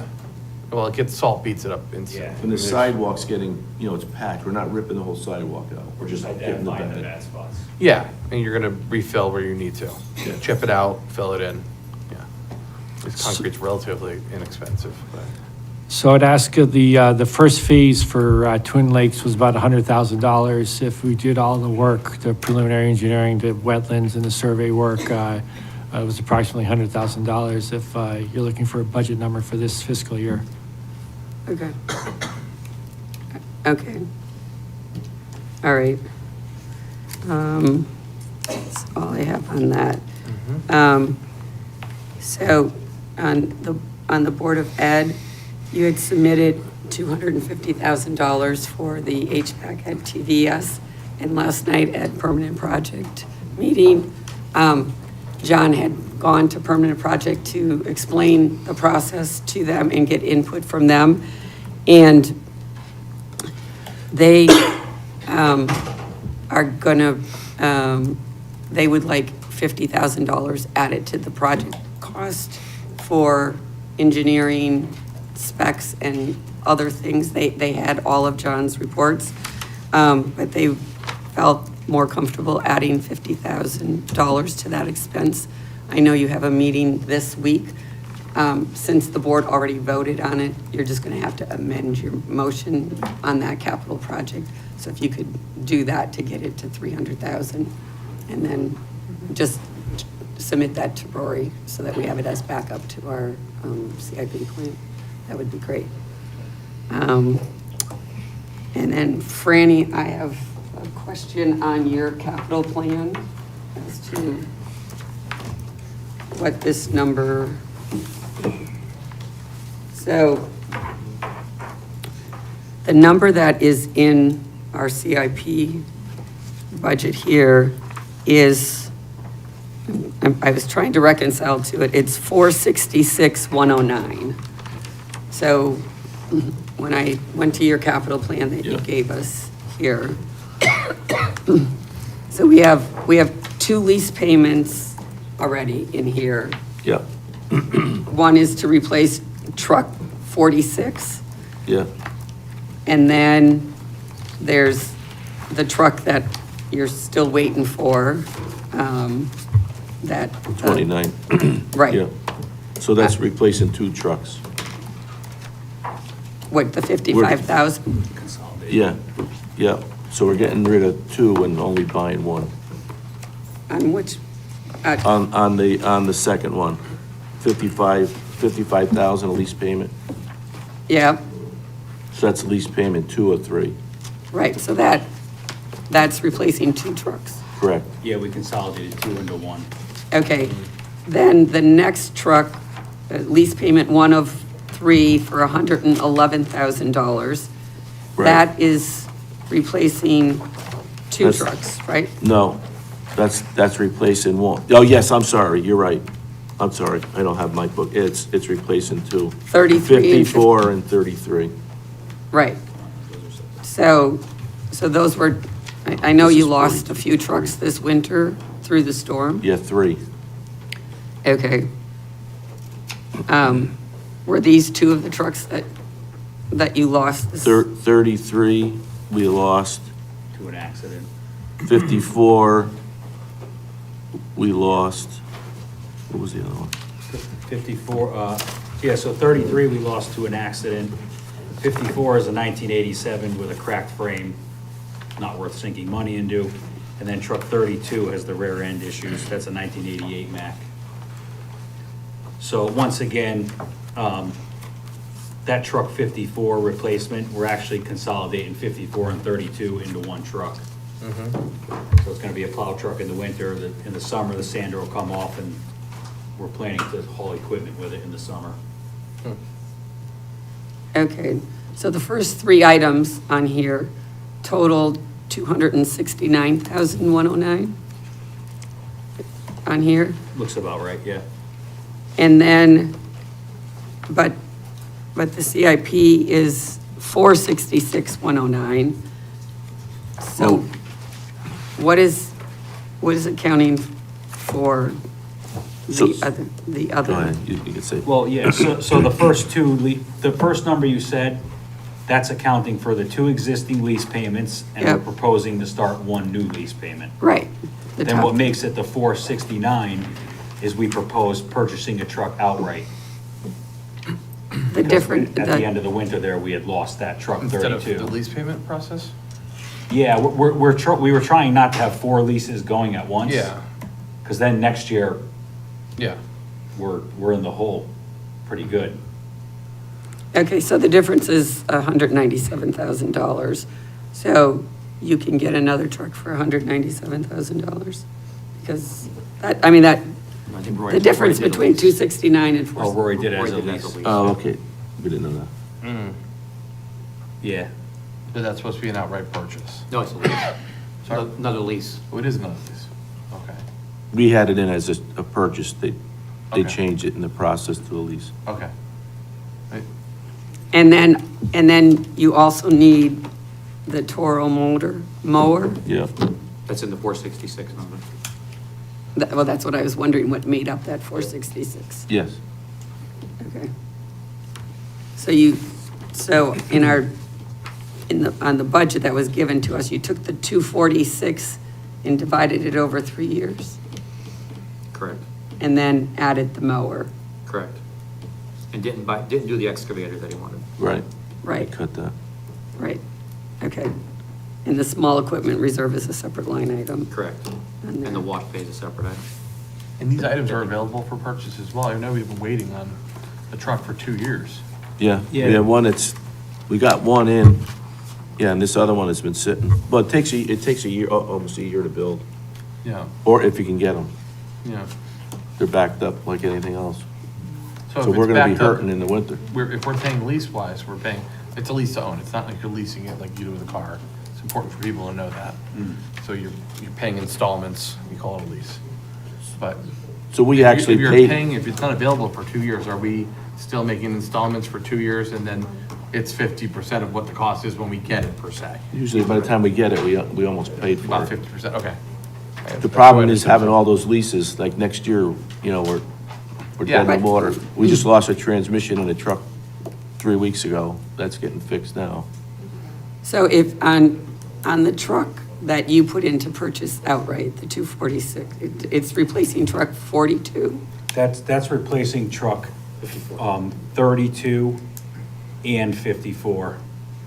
So 32 is a 1988 Mack, lost the rear end over the winter, and 54 is a 1987 Ford that cracked the frame.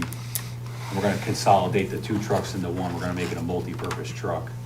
But I thought that was the third number on this list, for the 111. No, that's truck 33. That's That's the one that 33. got hit in the accident, the Okay, so 94. you're not, you're taking a new truck and selling, you're not Frankensteining 2 old trucks, right? One truck is gone. No, we're getting rid of a 87, an 88, and a 94. Yeah, that's what I thought. And replacing it And with one of 2 them trucks. was No, not a lost due to 94. an accident, not the fault of the public works, Oh, yeah.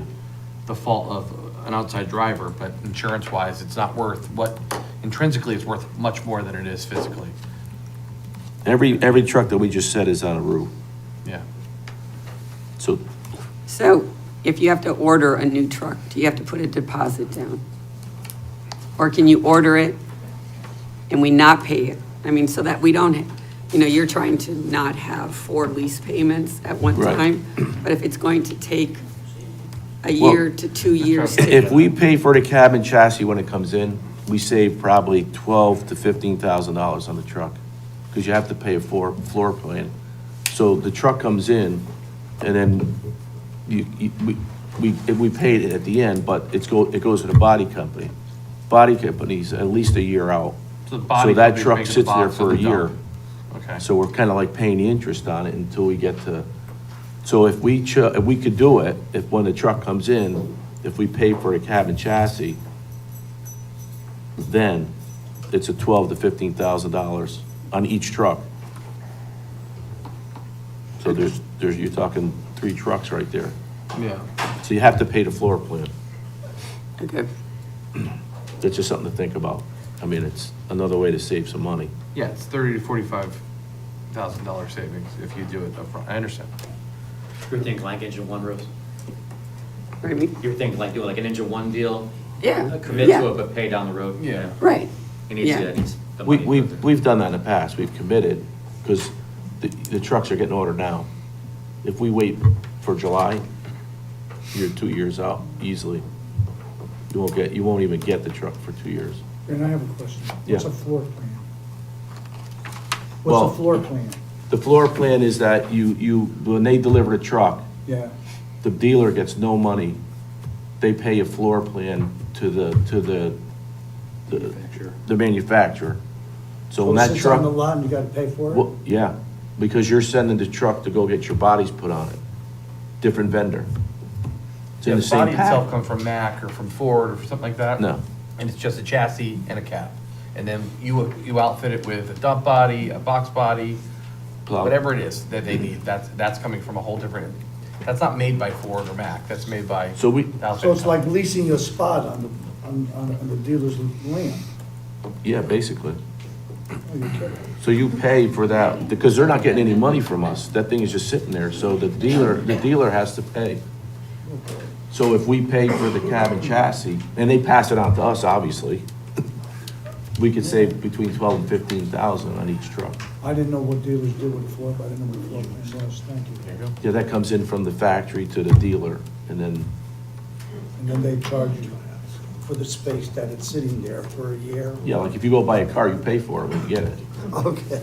We don't pay for it. And until I'm we get assuming the there's day no to deliver. demo ones, like there's nothing out there that's available where we can save money that's built, that we can purpose it. Not on the plow side, no. Yeah, because they're. I mean, if you're buying just a tractor, yeah. Yeah, that's what I figured as much. Yeah, it's all special equipment Had that now, with special- all the spray equipment, all the hydraulics are different. Yeah, yeah. The controls for the sanders, all different, it's all computerized now. I understand. So it's I'd ask. it's custom. The little trucks, yeah, Yeah, they're different. sure. Okay. Does anyone else have any questions for Franny? Okay, fire. Thank you.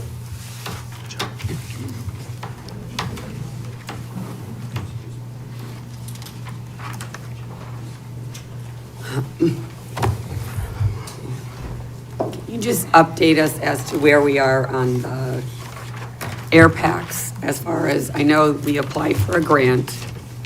We've not heard anything back. As you know, there's a government shutdown for certain things. FEMA's one of them. I actually reached out to our Region 1, what do you want to call it, Babcock? I emailed them this morning, too. Yeah. I haven't heard back, so I did some digging on, you asked the question. According to the website, we can purchase the air packs and be reimbursed off the current grant we submitted. We cannot submit a new grant and then ask for reimbursement afterwards. So we submitted a grant a while ago. December of '24. So if we were to get that grant, like if we were to start the purchase of the air packs, and that grant came in, we can reimburse ourselves for it. But we can't submit a future grant and hope that we get it. But what if we don't get that grant and we're on the hook for paying? We're on the hook for $715,000. Which is untenable. Can the air packs be broken up? No, not with safety equipment. Air packs have to all be standardized. Every piece, like where your pass alarm is, where your regulator's, standard across the entire department. So that's one of the few things that's So you're replacing your whole fleet of packs at once? You have to- 67. 67. 64 firefighter packs and 2 or 3 rapid intervention packs. Gotcha. Yep. It's And one of that- the few things you cannot break up. Like Yeah. turnout gear, you can phase it in. Yeah. Air packs, you cannot. Okay. And on the grant, is there a match from the town? 5%. So what's that, like Yeah, I think 36? it's 95.5. Yeah, like 36,000, 35 change. Yes. Yeah, it's federal, not state. Yep. Yeah, we had put in 725 total, 36,250 from the town, and 688 for the grant. So it's been about 15 months since we put that in? So if I Yeah. recall, it was Yeah, and then, December you know, 20 or you December. see in the newspapers, Yeah. Rosa DeLaura and all the politicians have been doing the rounds with all the checks. Yeah. They haven't come to North Branford yet, so Oh, no? Well, Rosa, come on our over. confidence in getting it, or, so. but- If you don't get it, do they tell you you're not getting it, Yeah. or just? Yeah, you get a denial letter. So, do we anticipate, will we have already gotten a denial letter? Or we don't know? It's FEMA, depends, Anthony's been on the phone with them trying to, I mean, can we literally reach out to Rosa and see if there's a ability? we've already done to- that. Okay, I figured as much. Yep. We haven't gotten a hard no yet, so fingers That's crossed, good. But you showed us earlier on that you were maintaining what you had for around 10, 11,000 a year. yeah. And you see the other problem, right, they're almost 20 years old. It's old technology. Yeah. And, Hard to get parts. Yeah, we're 3 generations behind the technology, which, this is a safety thing for us. And so what is the life expect, is 20 years? So they won't give you a hard number. Okay. Usually you look to replace them around 12 to 15, so around 19. We take care of our stuff, but just, it's starting to really add up. Yeah. And, $750,000 is a lot. mm. Okay, so in our CIP, so what'd you do? Take that 720 and do it over 4 years?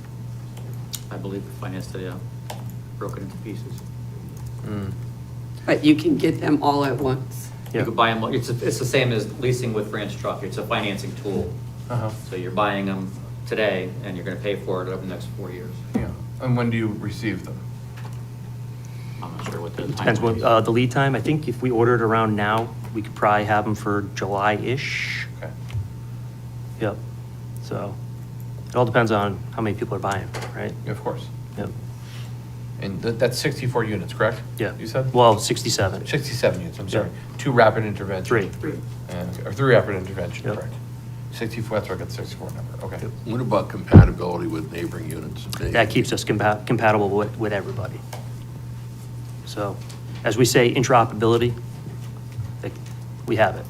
Good. And that's why we didn't want to switch brands and stuff like that. All our mutual aid departments use Scott, we're going to stick with Scott. Yeah, it's got So- that's good. Yep. We had, if I recall, 20 years ago, we had. Interspiro. We had Interspiros before Scott, then we went to Scott. Mhm. Branford had them, I don't know, Yeah. Guilford might have had them, but Yeah. then, Scott makes a solid piece of equipment. Yeah, That's I know why, that. yeah. Kind of like crayons, compacts. You know, Mhm. They're it. And then you had also talked about the gear washer and dryer. Yep. So you have a washer at Company 4. Company 4, no dryer. And that's for the, obviously for the whole department, which, you know, we've had 2 fires in this past weekend, and you can only wash 2 sets of gear at a time. You know, do the math. Takes a long time. Obviously, you know, cancer prevention's the big push in the fire service. You know, 300% chance higher of getting it in the fire service. We did good by our people by getting all the gear. Now we have to wash it. So, A set, they're asking for a set. For- set. yeah. So the I mean, I've set- obviously, over the next 3 years, phased it for all the stations. Start with Company 1 because they're the biggest. Maybe next year, Company 2 and Company 3. So you have an existing washer, 1 washer. so could you get by with just a dryer for now? Or you prefer to have a match set so it's the same? Match set, so again, it's old technology. The newer washers pretty much dry the stuff for you, so it's quicker turnaround. And I've been doing some research. We may be able to make a dryer a lot cheaper, but can't make a washer, so. Yeah, I mean, could you get away with just, the 20K, that's washer and dryer? Yeah, it's a set. Can you do just the washer? If we were creative, potentially. Just the dryer? No, just the washer. If the new washers are getting it home, think about washers today. Front-loading washers, material almost comes out dry. So if Well, they're you're- called gear extractors, right? They take Yeah. all the carcinogens Yeah. out and all that I mean, stuff. The purpose of washing is to take out No, yeah, I you know, get it. the cancer-causing material. Drying obviously takes away from lead time of use, but one is necessity, one is nicety in a way. Yeah. Yep. I'm just saying, if you're gonna look to do something that was a necessity, obviously washing is the purpose, drying, Right. while tedious, may be able to be done without. Well, it just, you know, if you can't dry it, Yeah, I you know, get you it. have to. You can't know, use it. They can't use it, I right? get it. I Because understand that. You take wet gear into a fire, it steams, people No, get burned. I know It's, that. catch-22. I get it. Yep. Just trying to figure out ways, you know? Sure. It's lots of stuff. Yeah. Okay. Does anyone else have any questions? Yep. The extrication equipment Yep. for $90,000. So if I'm picturing it correctly, you've got some hoses, you've got some cylinders, and you've got some linkage on this piece of equipment? All battery powered now, They're all battery? all battery powered. So what's wrong with the one you have? So it's older technology. Obviously, cars have changed. Most of the cars are using newer steel. The main one's boron, so like Volvos, Mercedes, GMCs. The cutting power required to cut that is about 204 PSI. Our current system only does 196. So I'm not saying it would occur, but there's a chance we could have an accident and not be able to cut the people out. So we're trying to catch up on technology. When we got this stuff in, what was it, 2013-ish? It was great stuff. But like I said, you know, the safety of the vehicles has been increased so quickly, we're just trying to play catch up. The new cutting power actually of the ones we want to get is 396,000 PSI. So we should be good. We already bought a set for Company 1. Now we're just trying to get a set in the northern section of town. Yeah. Do you typically roll apparatus if there's extradition, typically you know that you're going into that type of environment a little bit later in the call. Yeah, And I mean, you're gonna that get multiple piece- heavy rescues, but, you know, Yeah, I mean, it'd be nice to have it, You but know. you can get that piece technically Yeah. to the, to the scene. if but, needed. you know, trauma, Obviously, I the- get it. the golden hour, Yep, right? Of course, I get it. You get in an accident, what do the people need? They need a trauma surgeon. We got to get them there as quick as I know, possible. I get it. We got the paramedics, we just got to get them out of the car now. Yep. So you're saying that the one you have won't cut into these cars? It won't cut that type of steel. I'm not saying that every car has that type of steel, but those types, Lexus, Volvo, some Fords, some GMCs. I mean, most cars are made out of plastic now. Yeah, but, you know, the passenger compartment, A, B, and C posts.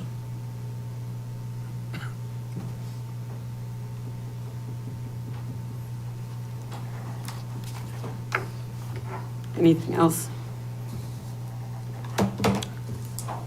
Okay.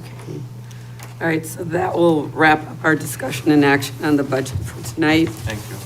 The budget will be finalized next week at our town council meeting, our regular town council meeting.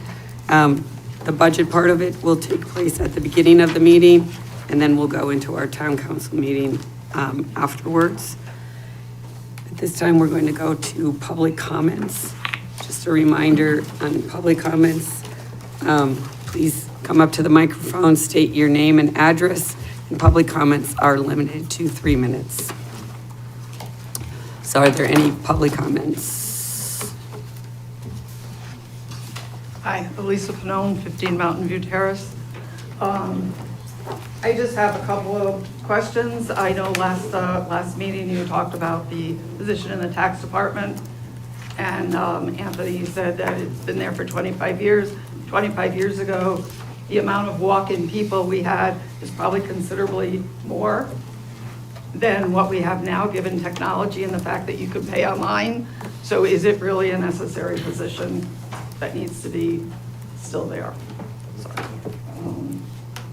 And I have, on one of your capital improvements, page 128, it's a public works security, and why it went from 35,000 to 91,100 for what it says is a camera and card access. I'm under, I know that fobs and everything have been recently in the last couple of years, all new fobs and everything, so why we need to put more money into something that's already been done. And then on the other note, I would just like to, this is Carrie Haynes. I would like to recognize her in the department for being asked by Massachusetts Recreation and Parks Association to present. I think it's an honor, and I think we should recognize them for that honor. The comment was made, how does this affect the town of North Branford? Well, I don't think every program run in the town affects everybody in the town. I think this is a great program done in our community, be recognized by another state. And this is a program that she went up to, paid for the hotel herself, and at no expense, took 2 personal days to do it. And I think we should be recognizing her and the department for being honored by the state of Massachusetts to present. So I just wanted to make that comment. Thank you. Thank you.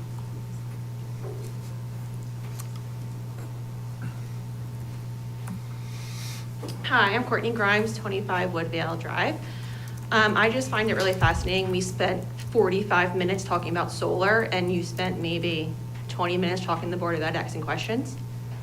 I don't know if you had more or you were to made up your minds, but I think Scott's here, every teacher, every principal's here, the special education department's here. You could have asked a million questions and you asked one person asked a question. Maybe think a little bit harder about questions that you need to ask the Board of Ed or how they could spend money for everyone. When you talked about classroom size and the high school principal came up and talked about IEP kids, my ears perked up right away. I have IEP kids. So making those classrooms bigger affect my kid. Not just anyone else's kid, but it affects my kid. And that's why I'm here, to defend my children and all the children of North Branford. Thank you.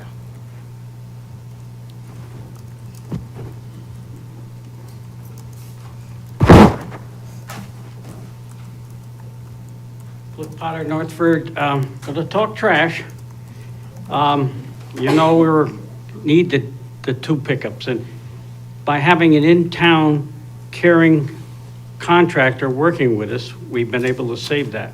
I don't know if you noticed the internet or in the register, I don't know where I noticed it. North Haven has a great big problem because they made that road that goes where Keegan's used to be, I think they've called it Valley Service Road or something, and it goes to the back of Amazon. There's been so much illegal dumping, such large quantities of this trash, that now they're actually going to put up cameras, and they've got a big problem. They need massive, huge equipment, payloaders to get this. That's a site which would be common around here because we've got Woodhouse Avenue, good dumping area, nobody watches that. Totucket Road, I mean, I pick up trash in front of my house on Middletown Avenue. It's part of living there. I understand it.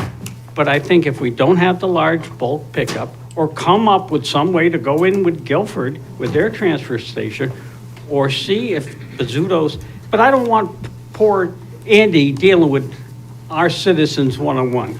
That's asking too much of Andy. He's got a lot going on. He's running a transfer station, but for a large quantity and contractors. So again, it's a necessary evil to have this bulk pickup. And if you look, people are good about waiting till it's time. But if we take it away, they're not gonna wait a year. And it's all gonna show up, and then that man there and his assistant will get stuck picking up everybody else's mess. But I know Andy works with us, and that should be thought of when it comes time for the contract. He's got skin in the game. He pays taxes in the town. If we had that company from Manchester, they were terrible. They didn't show up half the time. When you're not in the town where you live with your business, you're not gonna get the same kind of service. So I appreciate that. And again, he was willing to work with you. And I think we've gotta do as much business as we can with local contractors and people in town, because they support us, support them. Thank you. Thank you. Are there any other public comments? No, please. No, please.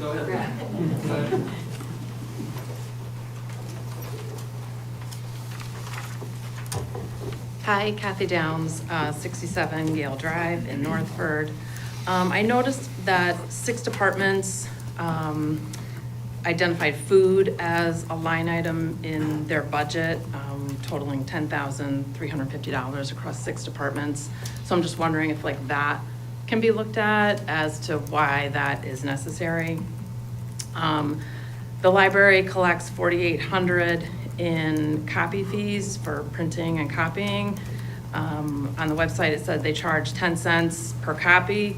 You go to Staples, they charge 25 cents and up to 60 cents for color copies. Like, can we look at increasing that? I know it's not much, but you know, we're looking at every dollar, obviously. Even if it costs 20 cents to make a copy, that's still cheaper than Staples.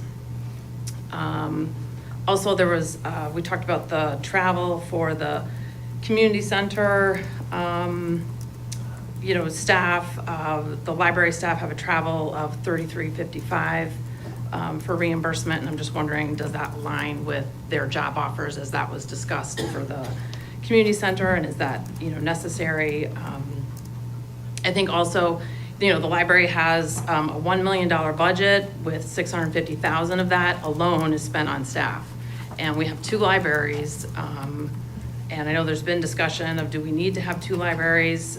Looking at like the Starbucks now coming in, maybe if we were to decrease to just the Northford Library only, then that could maybe offer the North Branford Library, maybe to be sold for like commercial use, that, you know, and then you got the old ball field area there, maybe that could be used, sold for commercial use to kind of build up the town. Guilford has done a nice job of bringing in a lot of, you know, commercial space to increase their tax base, which we need to desperately do. The community center, maybe we could offer reduced membership for students in the summer. Again, it's not much, but maybe something. Also, the lights, and you know, lots of discussion on lights here tonight. The lights at the pickleball court in Northford are on until midnight. I haven't driven by past midnight because I'm sleeping, but I don't know what time they go off at. People don't need to be playing pickleball at midnight.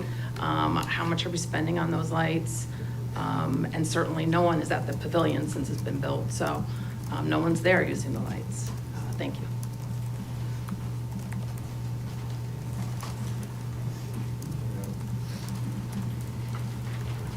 All right, Mark Scussel, 30 Williams Road. Just a question probably for Rory or Anthony. What's the main purpose of keeping the general fund above 10%? Just to keep your accreditation of A+? Is that it? Yeah, when we go to bond debt, if we drop below that, we can get a decreased bond rating, which equals increased borrowing costs.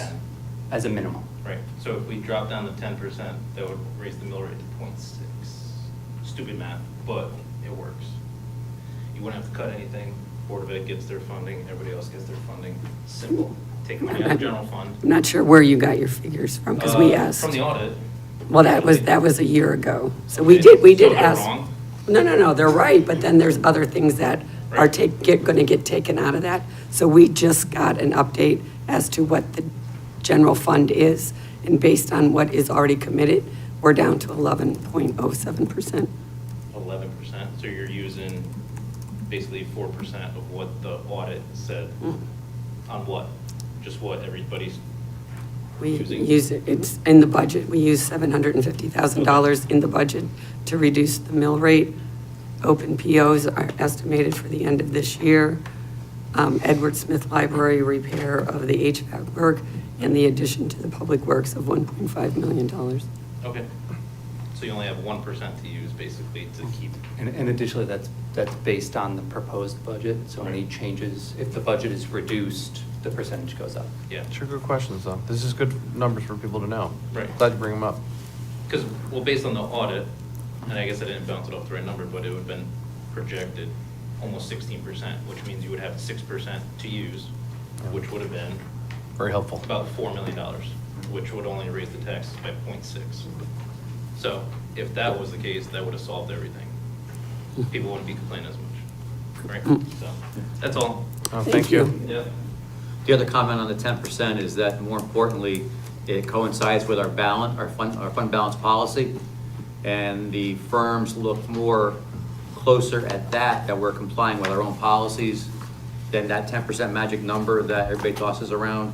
If we deviate from our policy, it has a more detrimental effect than that 10% that everybody uses as the benchmark for standing and poor's, things like that. So it's kind of a two-pronged reason why we use 10%. Okay, we did receive some letters. Do you want me to read them? I can read them here. First one, this letter is from Liz Kaplan, 33 Maltby Lane in Northford. Dear members of the Town Council, I appreciate the significant effort and deliberation required to finalize our municipal budget. As you navigate these complex decisions, I would like to formally reiterate 3 critical pillars for the long-term health of North Branford: long-range planning, Board of Education equity, and strategic development. While I recognize the Blueprint Committee is already established, I believe there is an opportunity to expand its scope and utility. By adopting a blueprint approach, this committee could take on additional responsibilities to more aggressively assess equipment life cycles, department goals, and operational needs across the board. A more proactive, integrated approach would ensure that all departments are running at peak capacity while maintaining fiscal responsibility.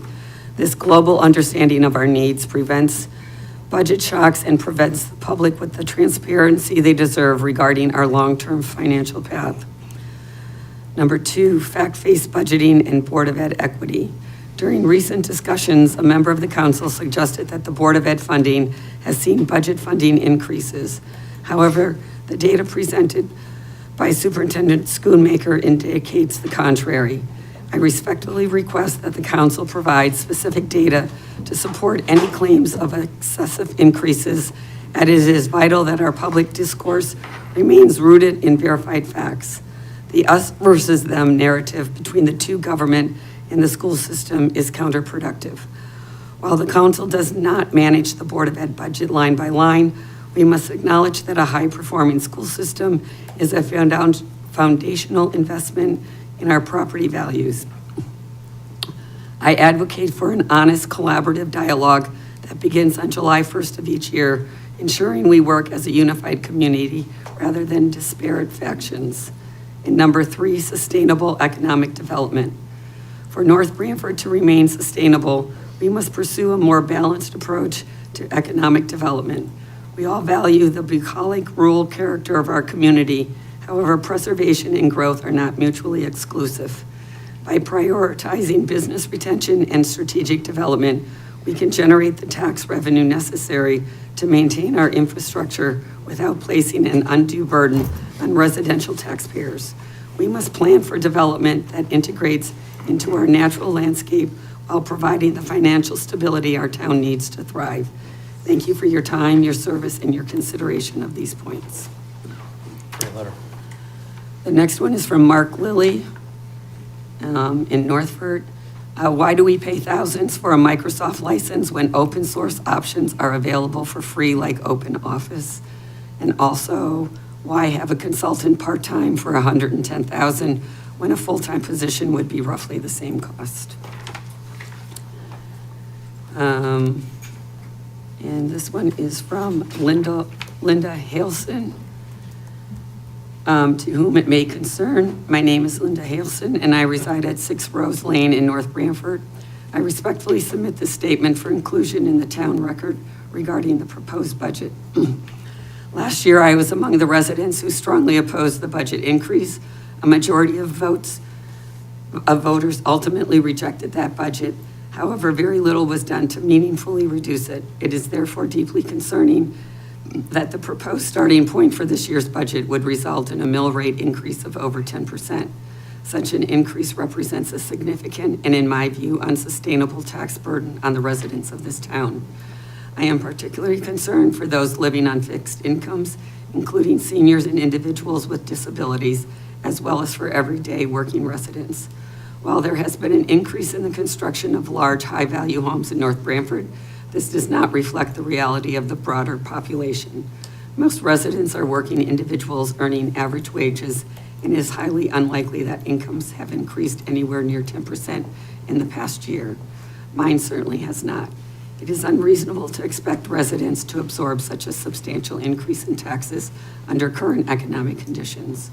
We are all facing rising costs due to inflation and an increasingly difficult economic environment. Many people are struggling simply to meet their daily expenses. While I'm fortunate to earn a stable income, I have made the decision to postpone my retirement even as I approach the age of 67, due in part to the rising cost of living and the growing tax burden on my home. After more than 3 decades of saving for and maintaining my home, I now find myself questioning whether I can afford to remain in the community I have long been part of. This is not just my concern. It is a reality faced by many senior residents who may feel they are being unfairly forced out of their homes due to rising costs. Residents are required to make difficult financial decisions every day based on what they can and cannot afford. The town must adopt the same level of discipline and prioritization. I strongly urge the town to reconsider its spending approach and tighten its belt across the board. Also, as we said last year, a greater focus needs to be placed on attracting and developing businesses that can help broaden the tax base and alleviate the financial burden on residents. If the town intends to continue pursuing new expenditures, it must do so in a way that does not disproportionately impact those who can least afford it. A budget increase of the magnitude implied by the proposed mill rate increase is the equivalent of telling senior residents and average and lower income earners to go pound sand. Thank you. Are there any other public comments? You okay? Seeing none, do I have a motion to adjourn? Motion to adjourn? Second. All in favor? Aye. Opposed? Abstained? Motion carries. Thank you.